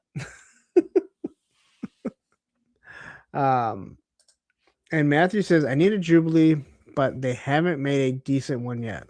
I actually think that the X-Men 97 Jubilee is pretty good. Her face is a little pudgy for my liking, but I think the figure is actually pretty good to be honest. Although she has that trench coat, which makes her a little heavy and harder to stand, and for someone who hates stands and thinks they're stupid, well, you have to make it work. So Ed says it was cheap, and I like the blue and yellow costume. Okay, I was just wondering. Why you're like, I have exactly 3, and I bought this 3-pack. Not that I'm supposed to. Oh, Ed, so I guess we got to ask this question. Did you get the flag? Tell everyone in the comments if you actually took your trip and you actually picked up a flag from Toys R something. And then Matthew says, F the 97 version. It's way off for me. No, that's right. I guess you like what you like. All right. So anyway, if you are interested in stuff like this, I think these fit in with your fantasy stuff. Again, I think that the Red Sonja figure is a really good figure. I just wish they kind of covered her up a little bit more than they do. All right. But again, $49.99 available at BBTS. I will say this is one company that sometimes BBTS will ship it faster than if you order it directly through Boss Fight Studios. Lego Star Wars Kid jumping in here saying Toys R Us. Thank you very much. And look, same time Toys has jumped in here saying, I'm awake. I made it. I'm glad to see that. All right. So, these are all the same pictures here. Here's everything that she comes with. Now, this is really my thing, right? This is my thing. Again, $49.99. It looks like there's 2 head sculpts. Actually 3 head sculpts. You're only going to get 2 extra hands, 1 sword, and then, one of these curved swords. I don't even know if, it looks like a soft goods cape. I don't even know if the swords are on the right side. If they're not on the right side, you cannot charge $49.99. You can. Then right now, Tony is saying that the Texans are killing the Steelers. Right? Is anyone shocked by that? I'm not even joking. Is anyone shocked by that? All right, and then we have this guy here, Random Diorama, aka Radnam, saying, I think I'm awake. Not sure if I made it. Hey, you, Larry and friends. Radnam, we need to talk about stuff that we talked about earlier before the Punkathon. And we need to do a conference call. I know I could just message you that, but I could also just tell you and that make people go, wait a minute, why would you guys need to have a conference call? All right. Okay, Fresh Monkey Fiction. I guess there's not very much. Season 3, part 2 is coming, and they have a koala bear with an eye patch. My mom loved koala bears. I do not know why, but she had this big fascination with koala bears. I could say, hey, I have to get it because my mom loved koala bears. But who the fuck would I be lying to? I'm going to buy this. And it is an angry koala bear with an eye patch. So, Toy Optic says, all the animals are going to have an eye patch. Why not?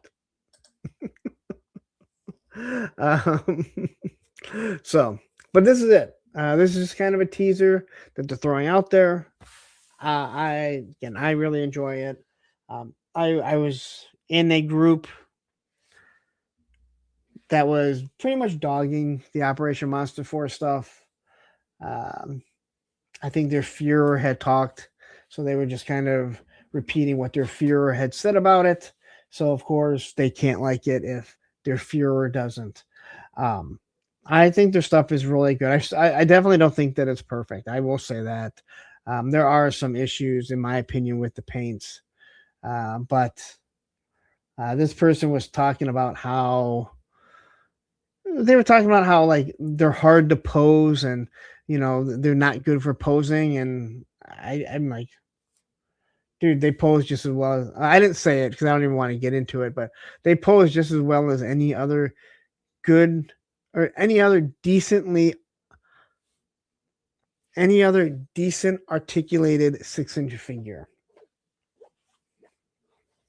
And then we have Cooter's Garage jumping in here saying, that's an awesome Viper Scout. I just seen a short where Rob, the owner, was talking about that. Yes. So I totally missed. I'm sorry. Yeah, I meant to bring this up. So Viper Scout said, I am an Admiral. Yes. Toys R Us was awesome. He took my trade-ins and gave me an amazing trade-in price. Awesome experience. Where is he at again? Exactly. Where's he at again? Because not that I'm going to be headed over there anytime soon. But yeah, it's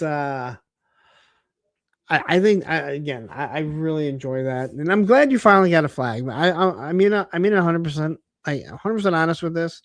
I know not everyone is still into the 1/18 scale stuff. I know the flag is a holy grail for so many people.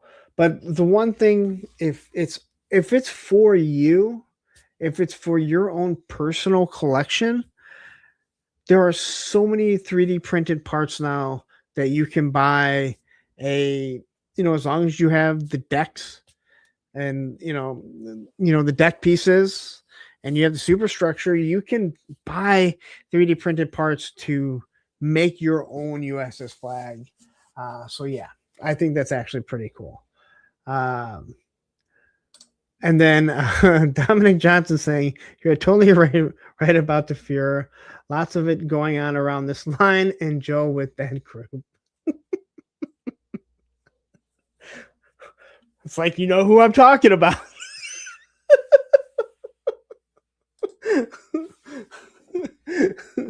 I think it just fits. But anyway, I'll be excited to see this when it does come out.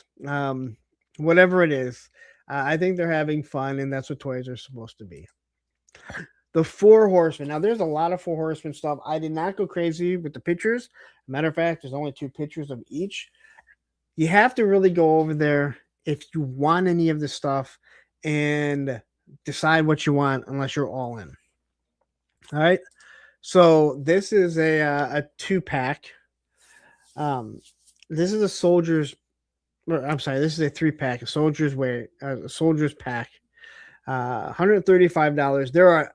If you go on to Store Horseman, you are going to see a huge amount of different accessories that come with this, so you can make different figures and everything. Robert saying action figure sold. So somebody say I bought a Cosmic Legion earlier tonight. So yeah, these are 3 different figures that you can make. Here are some of the head sculpts. Now the reason why, and what I said was, when I tried saving the pictures, they don't save the pictures. Like it you cannot put it into PowerPoint. So I could only do so much with it. That's the reason I wasn't going to go through too much trying to figure this out, because what I end up doing is I end up doing too many pictures, and then I run out of things to say. All right. So here is the I can't see because I have to move my writing here. The Wall Tour, the Mad and Upgrade Pack, $45. Now, once again, what a lot of these are summer figures. They have upgrade packs. You can buy just some of the accessories for like $10. But you go to Store Horseman, you'll see all that stuff. These look good. I think these skulls, they look amazing. I'm not a huge fan of the Cosmic Legions. I know there are some people that absolutely love them because it's a new, different, sci-fi cosmic line that has no lore, so they can do whatever they want. And I think that's kind of one of the reasons why I'm just not interested in it. But some of them look really good. Some of them look really, really good. So kind of here's all the pieces that you're going to get. It's more like a zombie. But again, you can use this with anything that you want that comes with a, 4 horsemen. Commander Wolf 74 says, looks like the villain from the Scooby-Doo at the amusement park episode. I kind of remember that. They also had to blend together. But the jaw falling, like that is like totally from The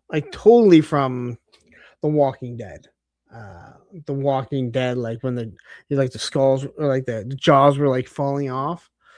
But obviously, yeah, this looks different here. It says the one with the orange diaper looks weird.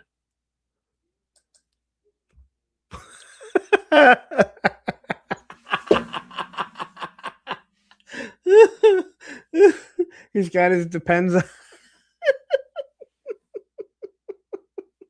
I see what you're saying. I see what you're saying. I don't think that the shot there does a lot of justice. These are very I don't know if you have any of these. They have very thick legs, and so you're giving a zombie like leg, like a humanoid leg. Yeah, and it definitely it's much thinner, but yeah, it does look like he's wearing a diaper.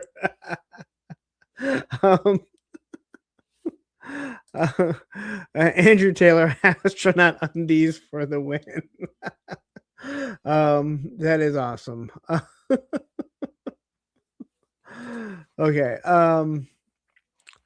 So quickly, Viper Scout says Saturday was awesome. Got my flag, and the Bears beat the Packers. It was like Christmas and my birthday rolling to a random January day. Well, I'm glad you had a good time. Bobby Wool jumping in here saying, why is the Blue Man Group in spacesuits? Yeah. So, so quickly, Andrew Taylor says, Walter the Mad Cosmic Legion version is awesome figure. Everybody needs Phantom Spaceman. Hey, like I said, it's not for everyone. It's not for me. But I'm glad so many people can get these types of things. Here's Experiment CC24, the upgrade pack. But once again, you have to go to the store Horseman. You'll see all the other options that you have. Because these ones here, you actually get the figure. You can buy just like the head sculpts. From my understanding, looking at it, I do have to say that these look amazing. Like these head sculpts, these look absolutely awesome. I might go back and look. I'm not opposed to buying Cosmic Legions. I'm more of a fan of Mythic Legions, to be 100% honest.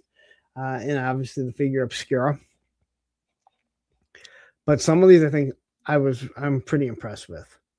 TK Storm jumping in here says that is quite the set of droopy drawers Walter has there. So here's what you're going to get: these different head sculpts. Now, again, if you are someone that wants to say, "Hey, I need Dr. Mindbender to do some sort of cross experiment with a human and a snake for Cobra," this might fit perfect for you, right? Something fun, something that, again, Dr. Mindbender can do whatever he wants. Experiment AA20, the upgrade pack, $40. These, oddly enough, the guns that he comes with, you can actually pose them fairly well with them. I have a couple of them. Like I said, a couple of the Cosmic Legions. I got the not Roadblock. This guy, he looks like the fat October Guard guy that's lost a little bit of weight. Do you guys see it? Right? He kind of has that old school helmet on that he's usually wearing.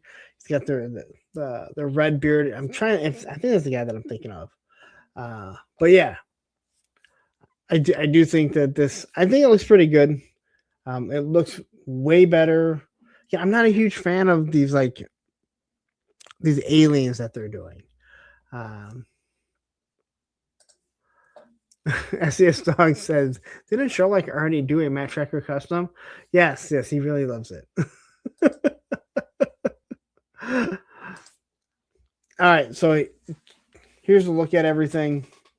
I'm not sure why they're showing you two of the exact same hands. But you get it. So Horror Show, I guess that's his name. I would have no idea what his name is, but according to Lego Star Wars Kid, Tony's Figs, and Cooter's Garage, this is Horror Show, or it looks like Horror Show. All right, now this one. Now tell me, I know you guys all love the Snake Eyes movie Scarlet. Well, you can also have her in Four Horsemen form if you want. So here is Zirian Spira, an upgrade kit. These head sculpts look really good. Or her head sculpts look really good. Guns are a little big, but this is, again, they've really knocked it out of the park. And I'm talking about Four Horsemen in general. When it comes to doing their female head sculpts, they've knocked some of them out of the park. Okay. Bobby Wolt says, I wonder if those hands are different pivot side or side up and down. You're probably right. You can't see it from this angle, but yeah, you're probably right. That's probably what it is. So they can hold a sword or something like that, or hold the gun. So here's what you're going to get with her. This is, like I said, the head pack if you want it. Obviously a neck peg too. That head sculpt looks really good. So if you have other female figures, and you're like, hey, I really like this, or you just want to swap it out, you can order just this. Here's the Sentry upgrade pack. Now, I really looked at this and I'm like, dude, don't I fucking have that figure? And I have one very similar to it that I'm not a huge fan of. I'm not a huge fan of this buck. I think I got them at PowerCon, so it's quite some time ago. It was actually this guy right here. He talked me into buying this guy. Action Fakes Ed says, yes, the hands are sword wielding and shooting wielding. Yeah. So Ed's the one that actually talked me into buying Cosmic Legions. So I got to blame him for the few that I have. I don't really have very many. I'm just not a huge fan of them. But if you like them, so, and then here's kind of what you're going to get if you want to do the upgrade kit. So, whew, man. And I have this guy too, or a version of him. I have both of those guys. So this is a Science Officer and Upgrade Pack. Again, they make it so I guess so you can just add different things. Now this guy I think is supposed to be, you can do a humanoid look or you can do an alien look. I like the color though. I like the light blue and then the darker blue. I like the accents on it. I think it does look really nice. Short Guy says, these figures give me Stronox custom vibes. Yes. Some of them, yes, I agree. And then Andrew Taylor says, are these the first actual human heads they've given with Cosmic Legions? I don't know, but I was actually wondering the same thing. Because I was wondering the same thing because I don't think, even though it's a Cosmic Legion buck, that not Roadblock, I think it's his own thing. So I think these are the first ones. And according to Action Face, he says, yes, they are the first human heads. So I guess that answers the question. And Ed here says, like, it was hard to talk you into buying an action figure. I had less money at that time. I had less money at the time. Now I have more disposable income. So at this point, the only thing that's going to cause me to cut back on buying stuff is running out of room. And that's the 100% honest to God truth.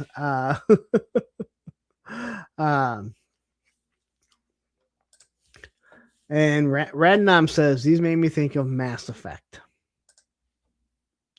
So, and then we have the Operative 83.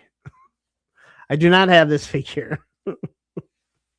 Although I like the colors of this guy. And clearly, this is the Manny Faces tribute figure. But yeah, you can see I kind of like these looks to it. And I think that maybe that for me, that's what Cosmic Legions was missing, the humanoid figures. I feel that they need it. We want to be, space adventurers. So if I don't see humanoids, then we're not really exploring, are we? Tripwire says, kind of like some asshole talking me into buying a Robo Skull. I have no idea what you're talking about. That's Manny Faces. What's going on here? Yes, that is the Manny Face tribute figure. Actually, this is not. This is the same buck, but there is a completely different head. So here's everything it comes with. All right. Whew. I need a quick break. Man, do I need a quick break.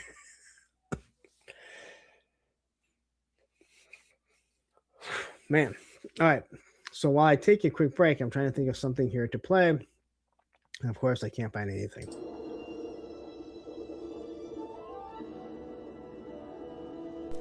Idiots! Incompetent buffoons!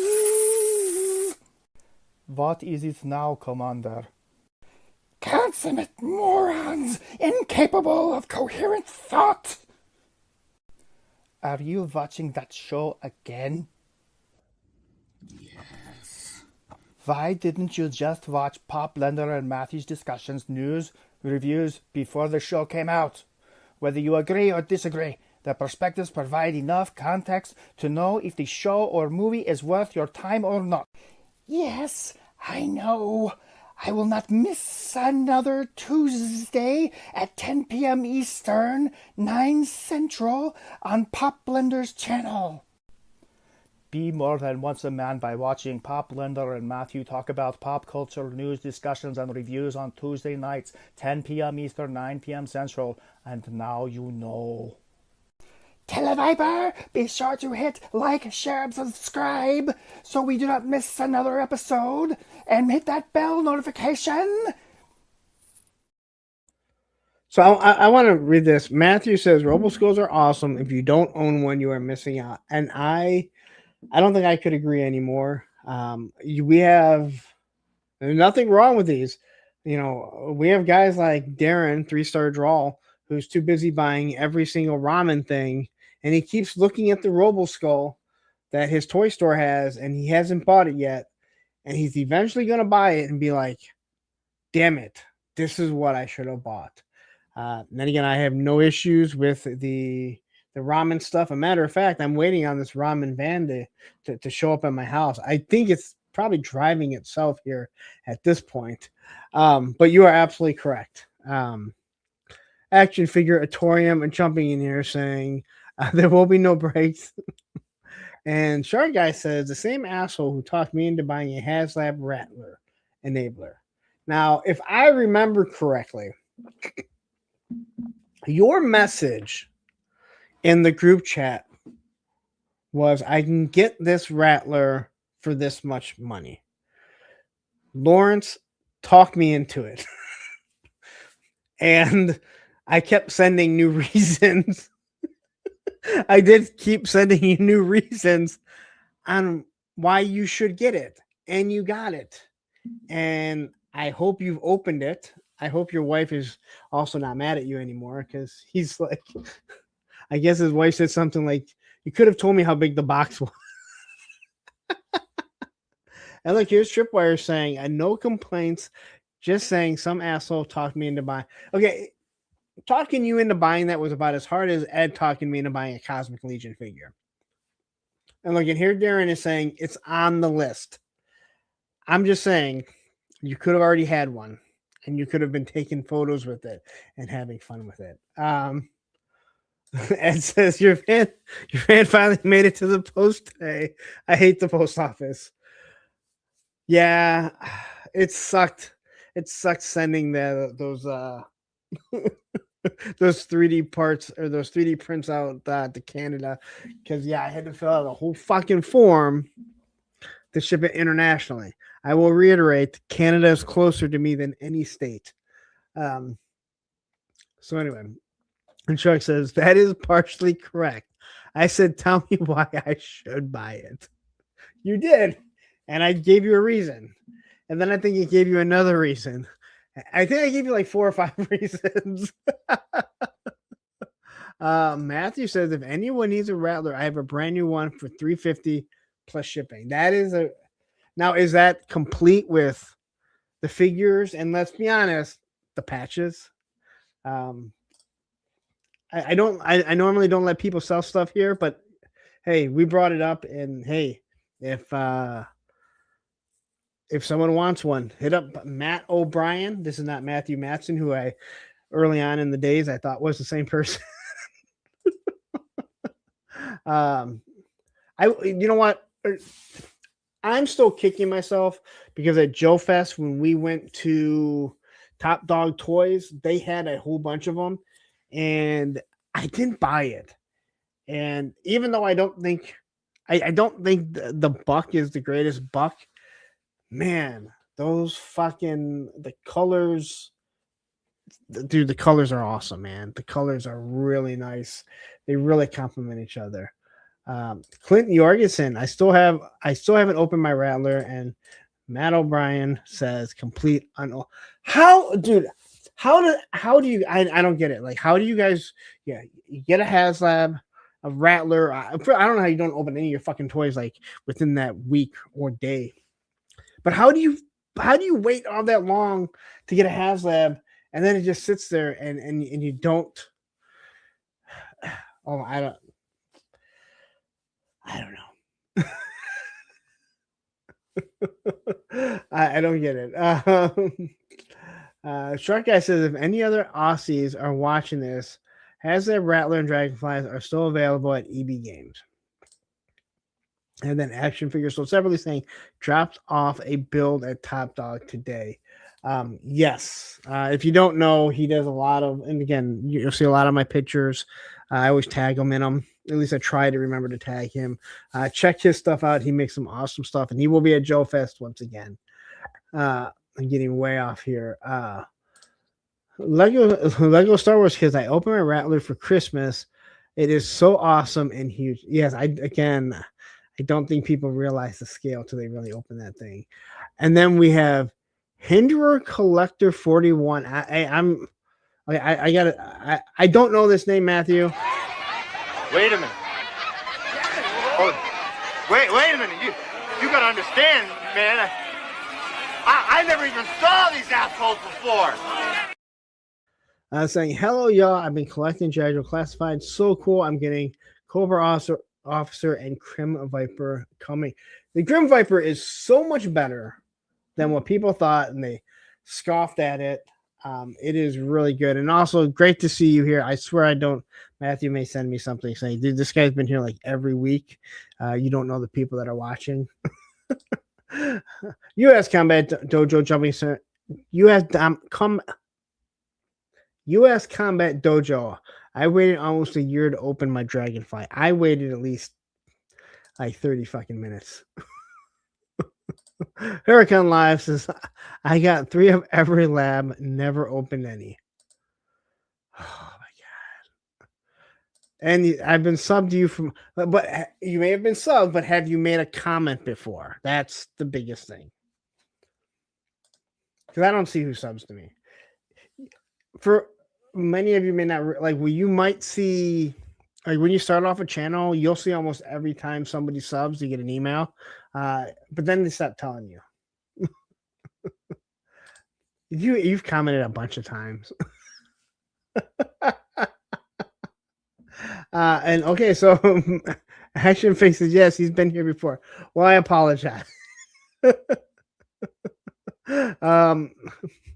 Into Mystery jumping in and saying, if you open it, you have to find a place for it. If you don't open it, it's a surface you can place stuff on. I can't argue that. All right. I cannot argue that. If you open it, you have to find a place for it. If you don't open it, it's a surface you can place stuff on. You finally got an argument for it. And he says, yep, no, sir, been watching your videos. Well, I appreciate it. I want everyone, if you're new here, I want people to feel like, hey, you know what? I can jump in here. I can chat. I can fit in with these assholes. But just know that once you start chatting here, you're an asshole like the rest of the assholes here. We're a bunch of assholes. I need that clip. Matt O'Brien jumping in with a member for 30 months. So you know what you're going to quickly get. And that is a fucking Phil Collins. Yeah. One day I will get a call from Phil Collins, manager. All right. So this went out on the Facebook, on the socials, right? Wild Bill Retro or Wild Bill HasLab first shots. I don't think this is the Retro Wild Bill.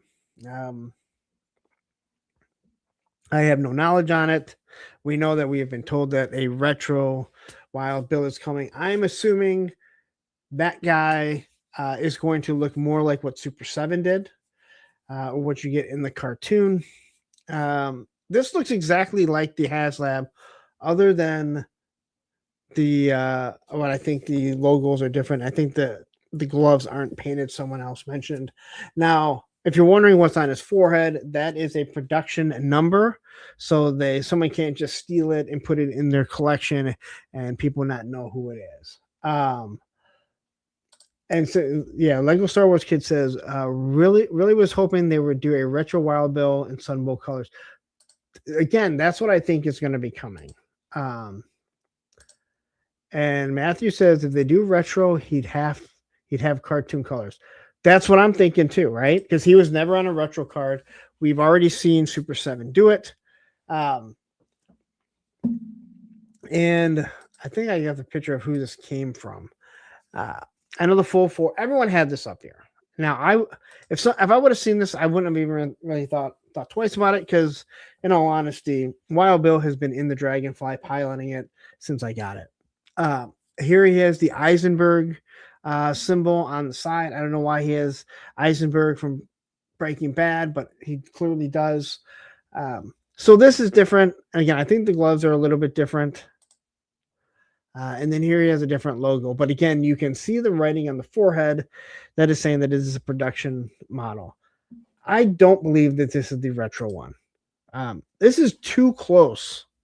Too close to being what the HasLab was. That is supposed to be something very special, something different. And yeah, if you're talking about 3 or 4 years down the road, I don't think we're that far down the road with the Dragonfly. The Dragonfly is only about a year and a half. We've had it in hand. But this is what everyone kind of showed off. And he doesn't really look that different. Yes, his patches are different, but they go through steps of changing things as they're doing production. So Matthew says, please people, if you ask to join the Facebook group, answer the damn questions. It's not that hard. Yes, we do have a Facebook group. Tony is the one that keeps telling me I need to promote it more. He's absolutely right. Punks with Toys, that is the Facebook group. There are 3 simple questions. They are just so we don't know people or bots. I no longer will go through and trying to see if you're a real person. I used to when we were trying to grow it. Now we have over 700 people. I'm not going to do that anymore. If I know who you are, I will just. If I know who you are, then yeah, I'll accept it. But a lot of people, we don't know their name. They're super easy questions. All right. I thought that I had grabbed. Hold on, I don't want to not give people credit. So this came from. I thought I had this picture, but I pulled this off the Full Force, and clearly it didn't have the. So this came from Chao Gong. It says canceled Wild Bill. First design directly copied from the original, probably due to more creative design. So canceled.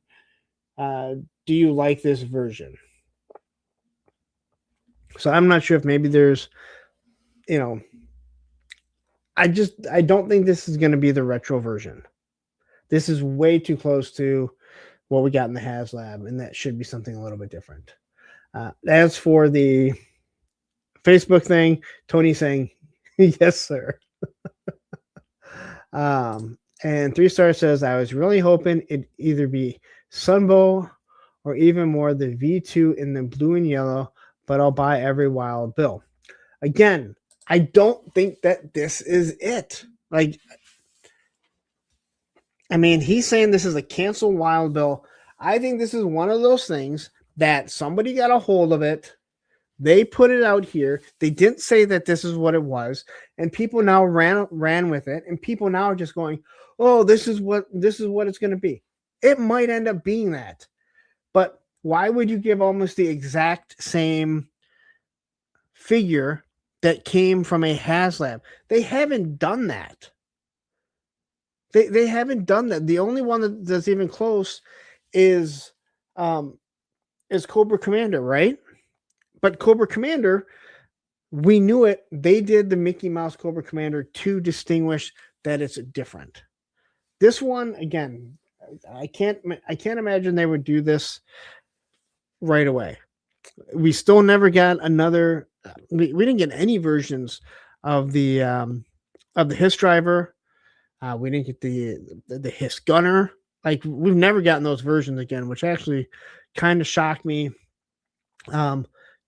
Crazy Legs, Sean Jones says, is finally going to be coming, but that's his actual colors. We haven't even got the ripcord yet. I'm trying to think of the other figures. I'm having a blank. Obviously, Wild Weasel will probably be different. He should be. But yeah, so Glenda is they did other versions of that Scarlet. So anyway, Super Davin jumping in here saying this could be a prototype of the HasLab, right? Yeah, and that's what a lot of people I think that's what he was trying to say. He said this is a canceled Wild Bill. Really, he looks exactly like the Wild, and I didn't pull him out of my Dragonfly to see. The patches are different, and I think the classified one has brown gloves. So there's a few things that are different, but yeah, I don't think that this is, again, I don't think this is what we're going to get, because from my understanding, we are supposed to be getting a retro version of Wild Bill. But again, if they do stuff like this, then yeah, what they do is they ruin anyone that wants to get a HasLab. This is where, yeah, people like me will back it because I want that, but other people are going to sit back and go, you know what?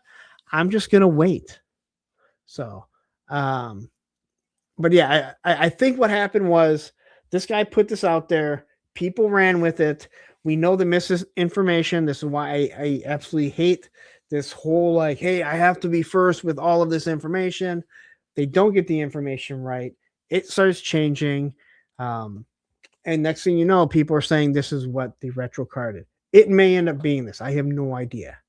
I just don't see why they would do it. And especially they've already let can't think of their name. Super 7 be the guinea pigs for this. So I don't expect this to be that. So. All right. So there we go.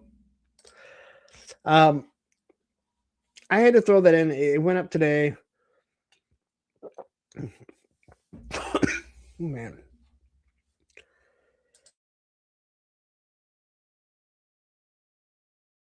All right, so we have 75 people watching right now.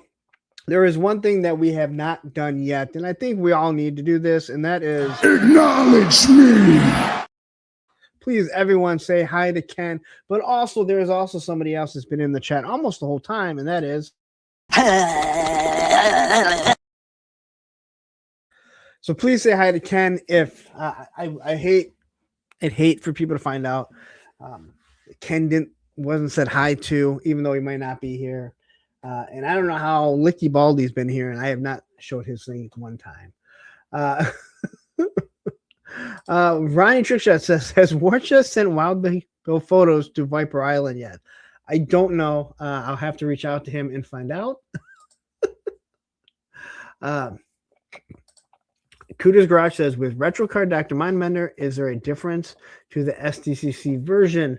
Very little. The very little is different. The cape has the Cobra symbol. The color palette, like his skin tone, if I remember correctly, is a little different. There's a few differences, but no. But that also is not, again, HasLabs are supposed to be these things that we are backing, we are waiting for. They are supposed to be special. The SDCC, the PulseCon stuff, that is stuff that's like, hey, there's a limited amount, but we're not paying for that mold and for them, for them to do it. That's where the difference is supposed to be from everything that from my understanding of it.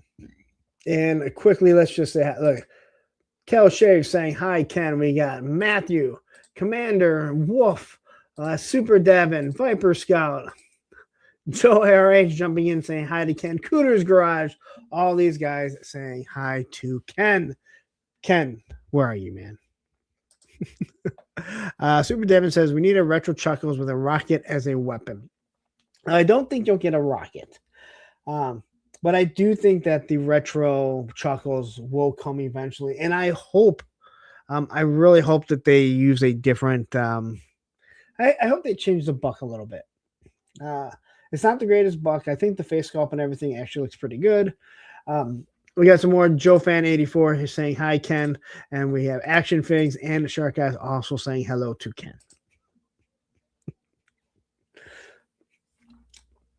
If you don't know, there was somebody that got really mad because I guess we didn't say hi to Ken. I didn't say hi to Ken enough on a Thursday with a friend.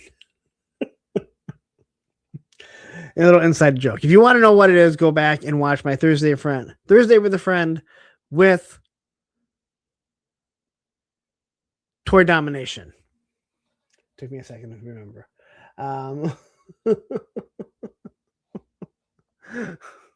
Stanley says Emperor 666 was in Destro's live chat earlier. Better him than me.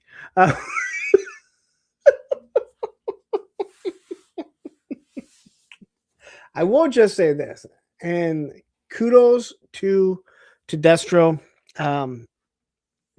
Yesterday, over the weekend, he did a community tab shouting out somebody about how he lost his channel. And he had almost 15,000 subscribers, and that, hey, this is a good guy. Please, go over there, subscribe. And I sent him a message and I said, hey, I'm never going to tell someone who they can and can't like or who they shouldn't follow.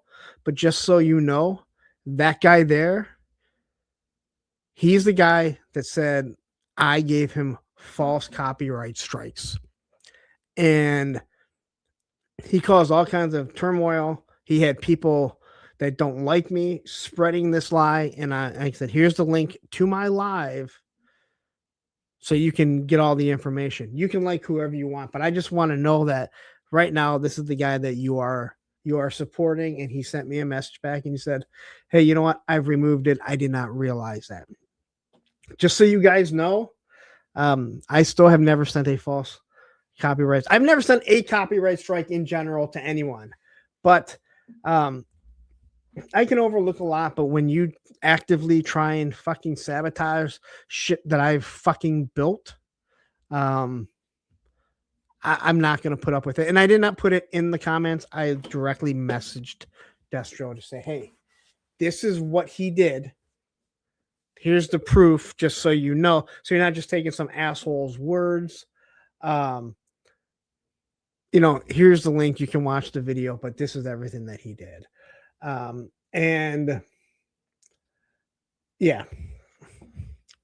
Again, it's one of these, again, I'm sorry. I give Destro credit for real, because he messaged me back and said, hey, I didn't realize that. I just got hit with this whole Destro, with this Viper Island thing. So I appreciate, and again, he can do whatever he wants, but I'm never going to tell someone who they should or shouldn't like.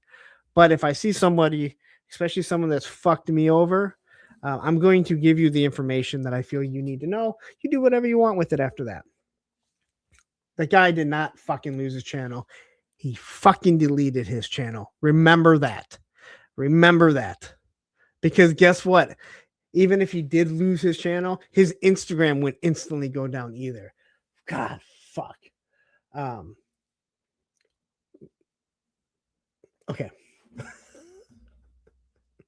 That one still fucking pisses me off. Just so, if you guys haven't figured out, that fucking pisses me off. Going and spreading fucking lies about me. Yes. The artist Shark.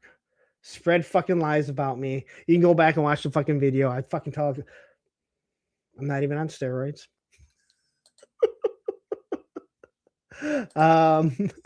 Dominic Johnson said, why would that dude you're talking about intentionally delete 2 or 3 channels after he had so many subscribers?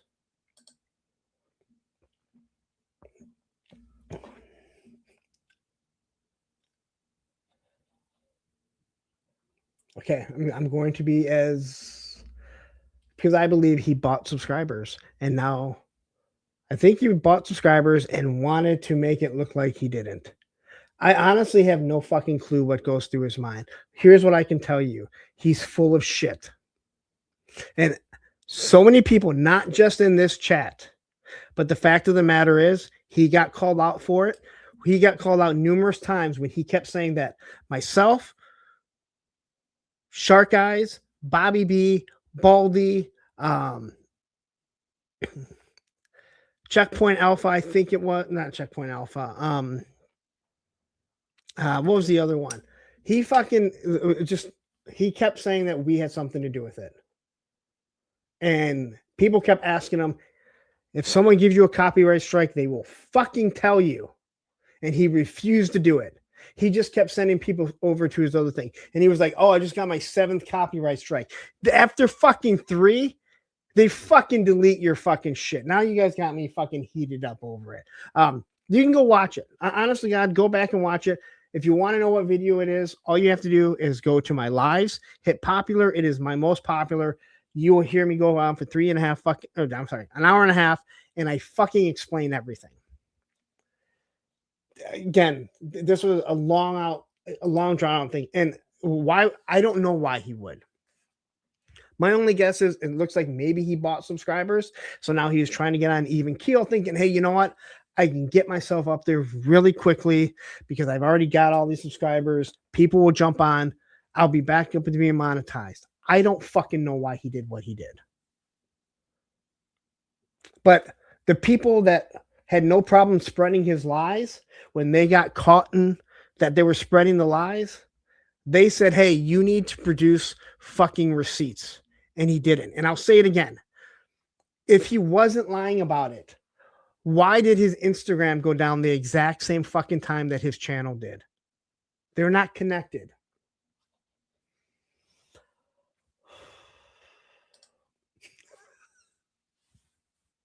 Should I go take my blood pressure right now?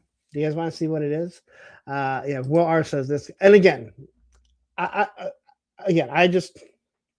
so Dominic says, I appreciate you explaining, and I really look forward to your Monday night streams, which I appreciate. No, and again, I'm not telling anyone not to go listen to them. If you want to listen to them, that's fine.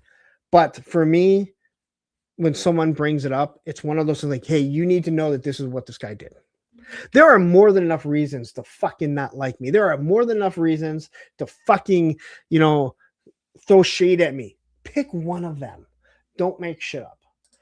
And I'll say it again. Why in hell anyone would think that, hey, this is the guy that I'm going to do it. He's not going to say anything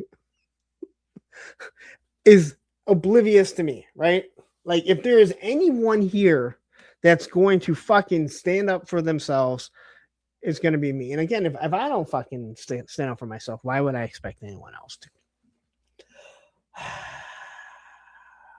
Anyway, so, and again, I don't know. I can only come to a conclusion of why he would do it, but I can tell you, you don't lose, you can't just recreate another channel if you get blocked, because YouTube, or if you get banned, because YouTube, they associate your IP addresses and shit like that. But it was everything, and there are many people in here that can say, yeah, we kept asking them. We kept asking them. But once you get called out by other people, and again,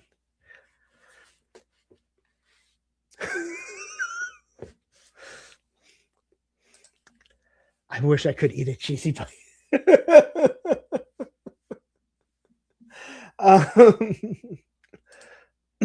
I'm not shorter than Seth Green. Not even close.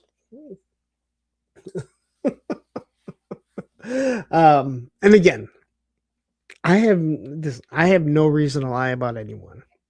I just give people what I know. But when someone personally comes in and attacks me and did what they did, yeah. Anyway, now that this is done, we're going to talk a little bit about what we think the next GI Joe HasLab might be. And as of right now, we get 71 votes. We probably would have had more, but I accidentally ended the poll earlier. And everyone seems to want the Moray. And I think a lot of people want to vote for the Moray because, well, they know I said it's not going to be the Moray. But I pulled out these 3 vehicles. Oddly enough, I've just reviewed all of them. Now, I want you to first to start, and I've said that I believe that the Thunder Machine would be a perfect HasLab. You have tiers where they give you different guns, a different front end, a different engine. So now you can make multiple ones, and hell, maybe the tiered figures are different dreadnoughts that aren't as popular that you don't absolutely need. I think that would be great. Now, understand this. The Hiss is a little bit smaller than the Thunder Machine. And now you start looking at those other three, especially the Whale, and you can see just how big they are. And this is where you start wondering, well, if a Hiss was $300 3 years ago, well, what is this going to be? If you did a Whale, you are looking at $500. My guess. The Whale is absolutely perfect for the fact that, well, the size of it. So this is the Whale. This thing is, again, it's a display piece. You can hold 2 figures where Cutter is. We got 2 gunners. We obviously have the spot for all the figures. It also has the little motorcycle that comes with it. It has the sled that's down there. Cannons, missiles, everything that one could want. So I keep saying that it won't be a moray. That's a moray. That was a pun on words. Now, I'm not saying that I dislike this, but hear me out. If the water moccasin is coming this year, and I have been told that the water moccasin is coming by numerous people, the water moccasin is really the foil to the Whale. This came after, and I don't think that this is nearly as iconic as either the water moccasin or the Whale. Now, as much as I love this, I love the turret up at the top and the gunner. You have the 2 different pilots. You have the figures that you can stand in the back. You get depth charges. You got rockets. You get hidden rockets. You have, torpedoes. A lot of stuff into this. GI Joe doesn't have anything to go up against it. The devilfish is literally smaller than the water moccasin. So, and I want to say that where did I see this? In the mystery says the water moccasin is a snack for the Whale. You're absolutely correct, but if a Whale, let's say they do a Whale and it's $400, you can buy 2 or 3 or 4 water moccasins to take on your one hovercraft, and it is more comparable in size than anything that the GI Joes are going to have. But I really don't think it's going to be either. As much as I really want the Whale, it's probably, in all honesty, probably the best GI Joe vehicle that I've ever had. It actually floats. It holds so many figures. It has the little motorcycle. Again, it has the sled. It's not that big. We've seen 3D printed ones. But this is the reason why I say that the Whale could work, even with the size of it. And that is because it is a true display piece that you can store figures onto, right? Again, iconic. You need iconic stuff. And so if you get these devilfishes, is this what you're going to have? So G.I. Joe's going to have like a couple devilfishes, and then Cobra is going to have the moray and the water moccasin. This is where I'm going. Okay, I just don't see this being logical. And I know people love it, and I love it too. I don't think the shark is. God, I hate that vehicle. Well, I think the shark is going to be coming. They dropped Deep Six. I can see a shark coming. Now, are they going into water vehicles? Again, we have been told that the water moccasin is coming next. So we'll see. And no one has any idea. The truth is, no one has any idea. There's the thing that I will say. I don't see it being something that they create. It will be something iconic. But they really have to go with something. I think the Snowcat kind of scared them off. Not everyone wanted it. Now, Tripwire says a lot of this should be made to order, and the bigger stuff should be a HasLab. And I think so. I believe that this is where they should start going. That the stuff that is truly going to be that big, the whale, the moray. I'm not even going to say a Sky Striker or a Night Raven. Those are way too big. All right. Again, have to remember that when you're talking about the scale of something, it has to be wider. The GI Joe 4-inch figures or the 3.75 figures, you were able to kind of wiggle them into place. You can't do that with Classified. They have big, thick shoulders. But yeah. Now, the more I thought about it, the more I see this as a perfect HasLab. It has the back vehicle that flies out. It would be probably a little bit longer and about as wide as the Snowcat. It is a troop carrier. It can carry lots of characters. They would have to obviously, as much as it bothers some people, make modifications to cross country, but that's fine because this is classified. You know, this isn't you know, the racist South cross country. This could be the guy that rooted for the North because, well, we're not racist.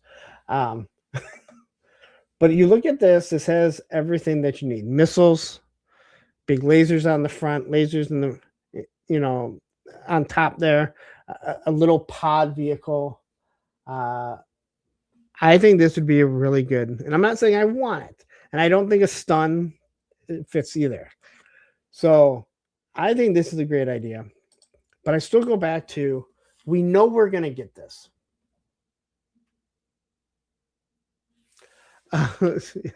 Super Davin says Cross Country's head mold has to be 25% larger than all the other fakes. I would say that's true if they would have done the same thing with CoverGirl. I'm sorry, Lady J, who had a giant head. So did CoverGirl, actually. So did the Viper. We know we're going to get this. Now, whether or not this is a made to order, whether or not this is going to be a fan channel exclusive, we are going to get the Thunder Machine, right?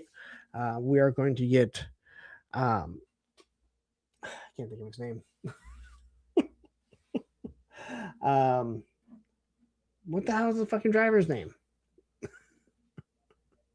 And yes, I do know it. This is my original one, so yes, I do know it.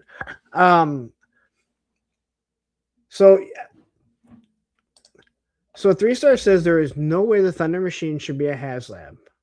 Thrasher, thank you. Okay, but so that's really easy to say, but this is bigger than the Snowcat and bigger than the Hiss. So you can sit there and say all you want that this shouldn't be a HasLab, but this thing is going to be wider to fit two figures inside, inside of it, and not to mention have the step bars from the sit onto it. The front engine, again, you have to take into account how much wider it's going to be because of how they fit. Okay, so here's the other thing. This is the perfect made-to-order vehicle. I'm not disagreeing. I'm saying you also have to look at it as they need a surefire win. What else can you do for this? There's no other molds for the Thunder Machine, but I feel it's something that needs to be done. And that's why I mentioned different tiers. You get different things. I have no idea. All right. I know that in that list of things that was sent to Viper Island, that War Chest said that he heard this is the HasLab. I've not heard that. But to me, this says, I mean, it couldn't be. And Lenny said it shouldn't be he didn't say that. He said he doesn't think that it has to be. He said, I don't think it has to be a HasLab. It doesn't mean that it won't be. And again, you can do all kinds of different things and say that. But again, it all comes down to, hey, we need to sell something. We put a HasLab out there. We've been the blockbuster. Hiss, boom. Dragonfly, boom. We fucking put patches with the fucking Rattler, and it fucking blew up. But we did the Snowcat, and, well, we struggled. Now, this could be an issue because, hey, if you don't make it so this could be modified pieces, how many people are going to buy more than one? Sure, there will be. Woody will buy 5. You know, others will buy 5, keep them in the box or whatever. But this, I still think, is the perfect style HasLab. I also think that the Havoc works out too. But it's very easy for someone to say, and it was mentioned earlier, that the next HasLab is just going to be the Snowcat painted green. Well, it's not. I think we all can agree on that. But they could be looking at it and go, we don't need to do a Havoc because in 3 years down the road, we're going to do a green made to order. That's our plan, a green made to order, and we'll just call it the Havoc 2. Then we don't really have to change too much. So I don't think it's going to be either one of these. In my personal opinion, I could be completely wrong, and then you guys can all show up here and tell me how stupid I am. All right? Wouldn't be the first time. I don't think it's going to be either one of these because they've also talked about we have to look at space. We have to look at the space that something takes up. And when you start looking at the Moray, it's about as long, if not longer, than the Rattler. Doesn't take up, it's not as wide, but it still has to fit on a shelf.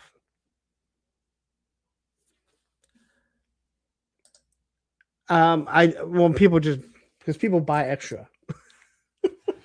Again, that's, to me, that's one of the arguments against why I think that that's one of the arguments against why it could be the Thunder Machine, is because people aren't going to buy multiple. But I also don't think people are going to buy multiple Morays at $350 to $400 or $500 for a whale. Now, a $300 to $325 Havoc, well, you might get people buying 2 or 3 of them, right? So that's just, again, we kind of start coming into this. Lightfoot says, I don't need space on my shelf for a whale. It'd be in my bathtub. See? And we also know that, again, if they did a moray, it has to sink about as fast as it can hit the water. Because in all honesty, it sank. And Matthew says, damn, I want that whale, but the moray makes the most sense. But water doesn't sell according to Hasbro. I don't remember them ever saying that. And I'm not saying they didn't, Matthew. I just don't remember them ever saying anything like that. They just hadn't gotten to water. The other thing that it could possibly be, and I didn't put this on there, is I don't think that we will ever see a Sky Striker. And I don't want to see a Sky Striker. You want to see how big a Sky Striker is? After Circle of Jerks tomorrow, stay on Baldy's channel and go look for his 3D printed Sky Striker that he did a review on. You'll see how big the thing is. But a Conquest, you are now looking at roughly the exact same size as the Rattler, maybe a little bit smaller. And you could also make the wings fold up the same way that they did there. Yeah, if I had my way, I would ask for a whale. If someone said 2 HasLabs, what do you want? Well, 3 HasLabs that I've talked about. The whale, because it is a display piece. It holds figures. The tactical battle platform, I've talked about it. It's already a fucking stand. And the other thing is a half of a Terradrome that you can push against the wall. Comes with a backdrop. Push it against the wall, make it look like it's a whole thing. Takes up less space. Or if you buy 2 of them, you can connect them, and then you have your actual Terradrome. You get a fire bat with it. If you buy 2 of them, you end up with 2 fire bats. It can still go down. A lot of different things that you can do. Let's see. Matthew said, whale is perfect. It'd be expensive. But I think that when you start showing how you can have figures in it, I think it would be all. I think people would like it. Matthew says, Conquest is awesome. I'd have to get that. Bobby Wold says, when it comes to GI Joe HasLabs, I don't know why they don't put out an options like they did with the Ecto 1, where you have a chance to get a regular version Sky Patrol, Night Forest, Tiger, because it's actually really easy. Because they had to do that. Because I'll say it again. Ghostbuster fans, for the most part, are not toy fans. They're cosplay people. You don't need to do it for GI Joe because that's more tooling. You want to make as much money as, again, I know people might get mad at me about this. Oh, you care too much about what Hasbro. No. I'm telling you, Hasbro thinks a certain way, and you have to think corporate. They want to make money. So they look at it and go, you look at the Hiss. Oh, hey, we can do more versions. Do you really think we're not going to get the Hiss 3, the blue one? Come on. We're clearly going to get that. When? I don't know. But it's again, one of those things. And I don't even know. I'm throwing out these 4.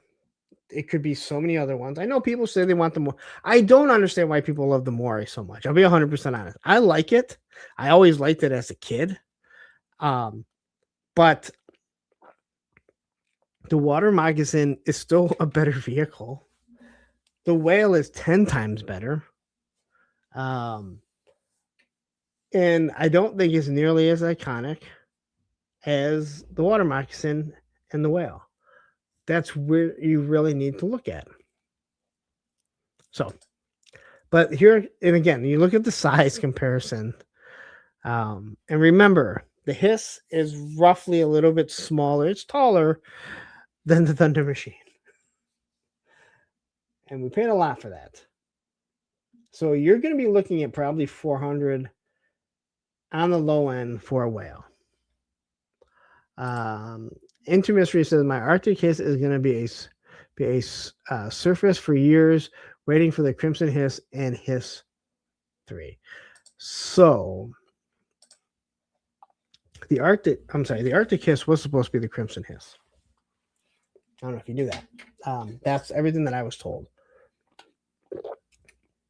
by numerous people. Originally, the Arctic Hiss was supposed to be the Crimson Hiss. I don't think they can go right back to it. $200. We still haven't got the Vamp Mark II, which is really shocking. I thought for sure we'd get the Vamp Mark II shortly after the Stinger. I would assume that's something I could see probably coming this year. Remember, nothing's really been announced this year. We've heard things. They've announced a few figures, but there have been no vehicles. again, we hear, Destro and the Despoiler is coming, and then we've heard that the Water Moccasin is coming. There's no way that the Vamp Mark II isn't coming. You start looking at that stuff and you're going, what else can they do with that stuff? What else can they make? I don't think the Hiss 2 is iconic enough. Again, that's the other thing. Again, if you're the GI Joe team, remember you have to justify this to Hasbro, right? If you're the GI Joe team, you have to look and go, what people want right now is classic vehicles done in the 6-inch form. We have to make it a home run. That's what we're doing. So that's why I eliminate anything that I don't see. And again, you got to look at the cartoon. The cartoon, to me, is huge because as much as I'm like, hey, that's not the canon, when it comes to vehicles, that's mostly where the canon comes from. Either those commercials that we would see or from the TV show. You didn't get that really so much in the comics because they were always doing something. So yeah, I think that because to me, Destro has the Dominator. I think that would be perfect. They're going heavy in the Iron Grenadiers this year. That would be perfect. Do I think it's iconic enough? No. Do I think it would sell? I think it would fund. I don't know if it would do as well as they want. But that's one of those things. And I think we're going to get a Skyhawk. They've seen the 3D printed Skyhawks like I have. I mean, I 3D printed one. They saw what Fans Hobby is doing. These are these things that they can look at and be like, okay, well, we can do this for $100. We'll throw a figure in there, do $100. That's one of the reasons why I haven't picked up one of the Fans Hobbies, not Skyhawks, is because we know we're eventually going to get it. The other thing that we could also go to is they could do a Mauler. And again, everyone thinks that they're going to do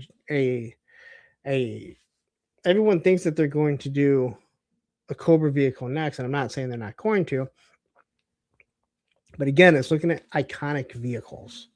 What is iconic and the size of it.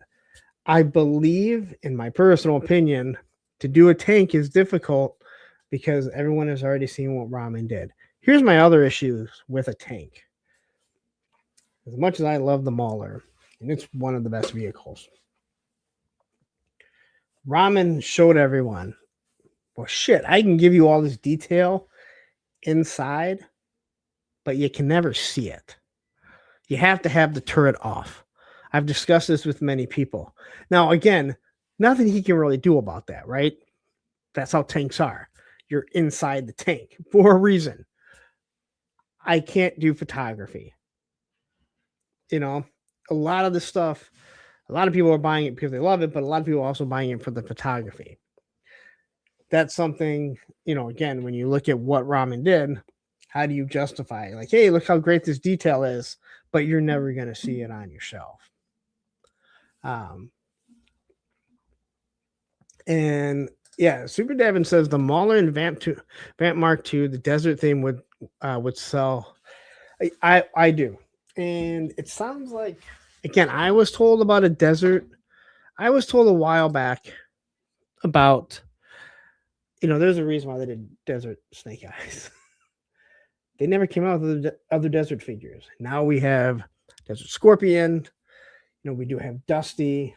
that was another thing that I was told is another version of Dusty in Sandstorm, which now we've seen soft goods. So will Dusty have soft goods? I hope so. That was another thing that I heard that I completely forgot about. So I guess we'll see. Again, I have no inside knowledge, so don't anyone go running like Punk said. No, I have no inside knowledge. I literally grabbed some of my own vehicles Even though I'm just a classified guy, I don't even collect O-ring stuff. But we go through all this stuff, and yeah, I think it's just one of those. I think you really have to look at what is iconic, because that's what people are going to buy. And it has to be larger, or at least be made to be larger. Yes. Punk said Dusty version 2 is coming. If Dusty version 2 does come, I will run around and take all kinds of credit. I said Arctic Dusty. Well, hey, look, I have a jungle snow job right here, so it could happen.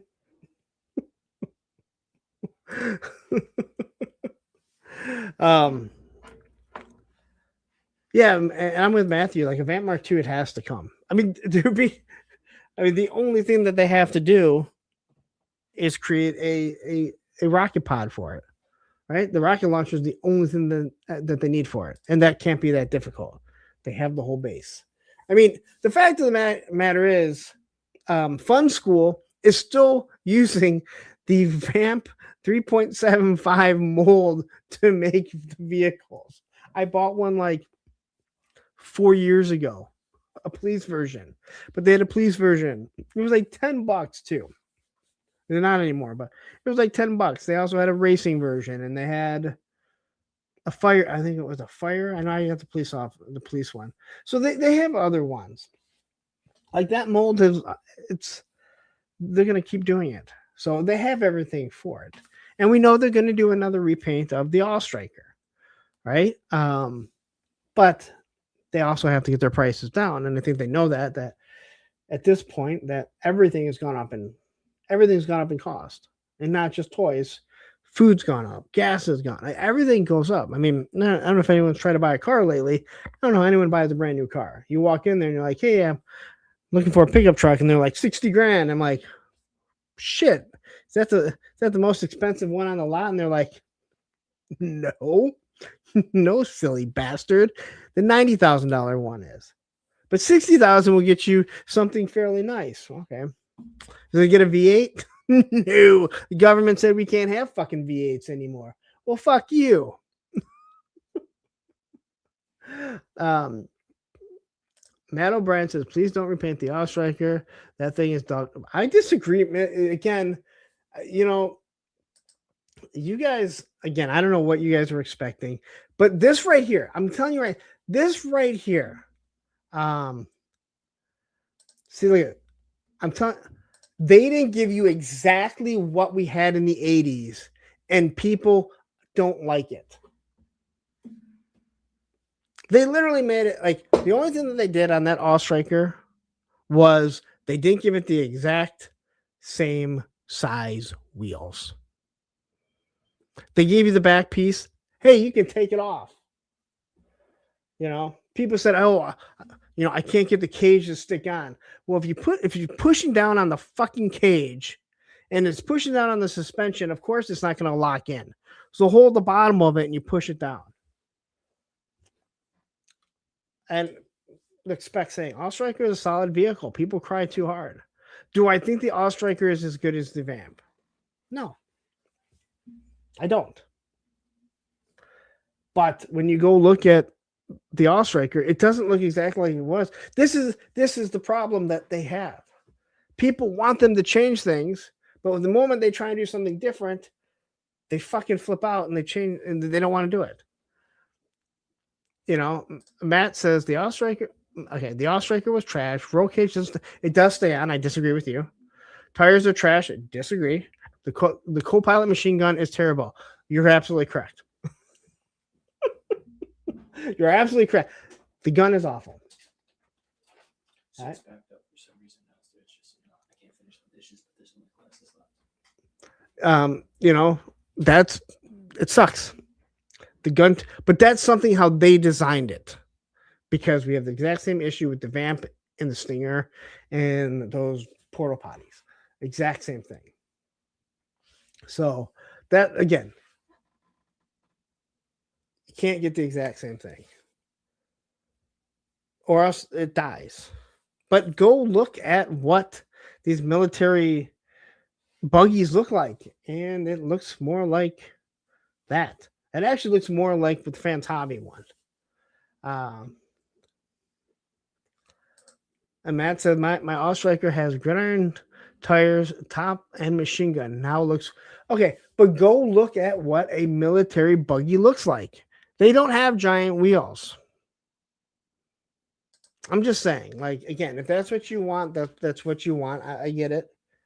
But they try and change things, and people, I don't want it. It looks stupid. It's not what I had in the 80s.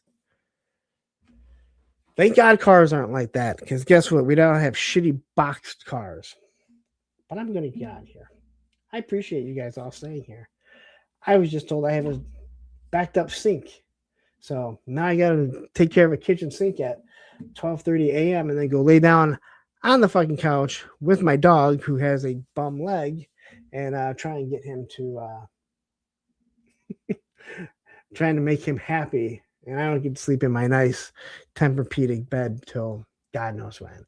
But anyway, I will be back tomorrow at 6:30 p.m. with the Circle. Do we have a show tomorrow, Spec? I don't know. Maybe Baldy finally did. I have no idea. Supposedly we should be back on the Circle of Jerks tomorrow, 6:30 over on Baldy Lock's channels. We should be here. If not, I'll be here Thursday with Podcast from the Pit. Casey, he's going to be joining me as we get to find out a little bit about that. And then next Monday, you know, right where I'll be right here rambling on about some bullshit. Maybe I'll do the next GI Joe HasLab after the whale is done. Maybe after the whale is done, they can do the moray. But I'm out of here. Thank you guys all. We will see you tomorrow over on Baldy Lock's channel, The Circle of Jerks. Take care.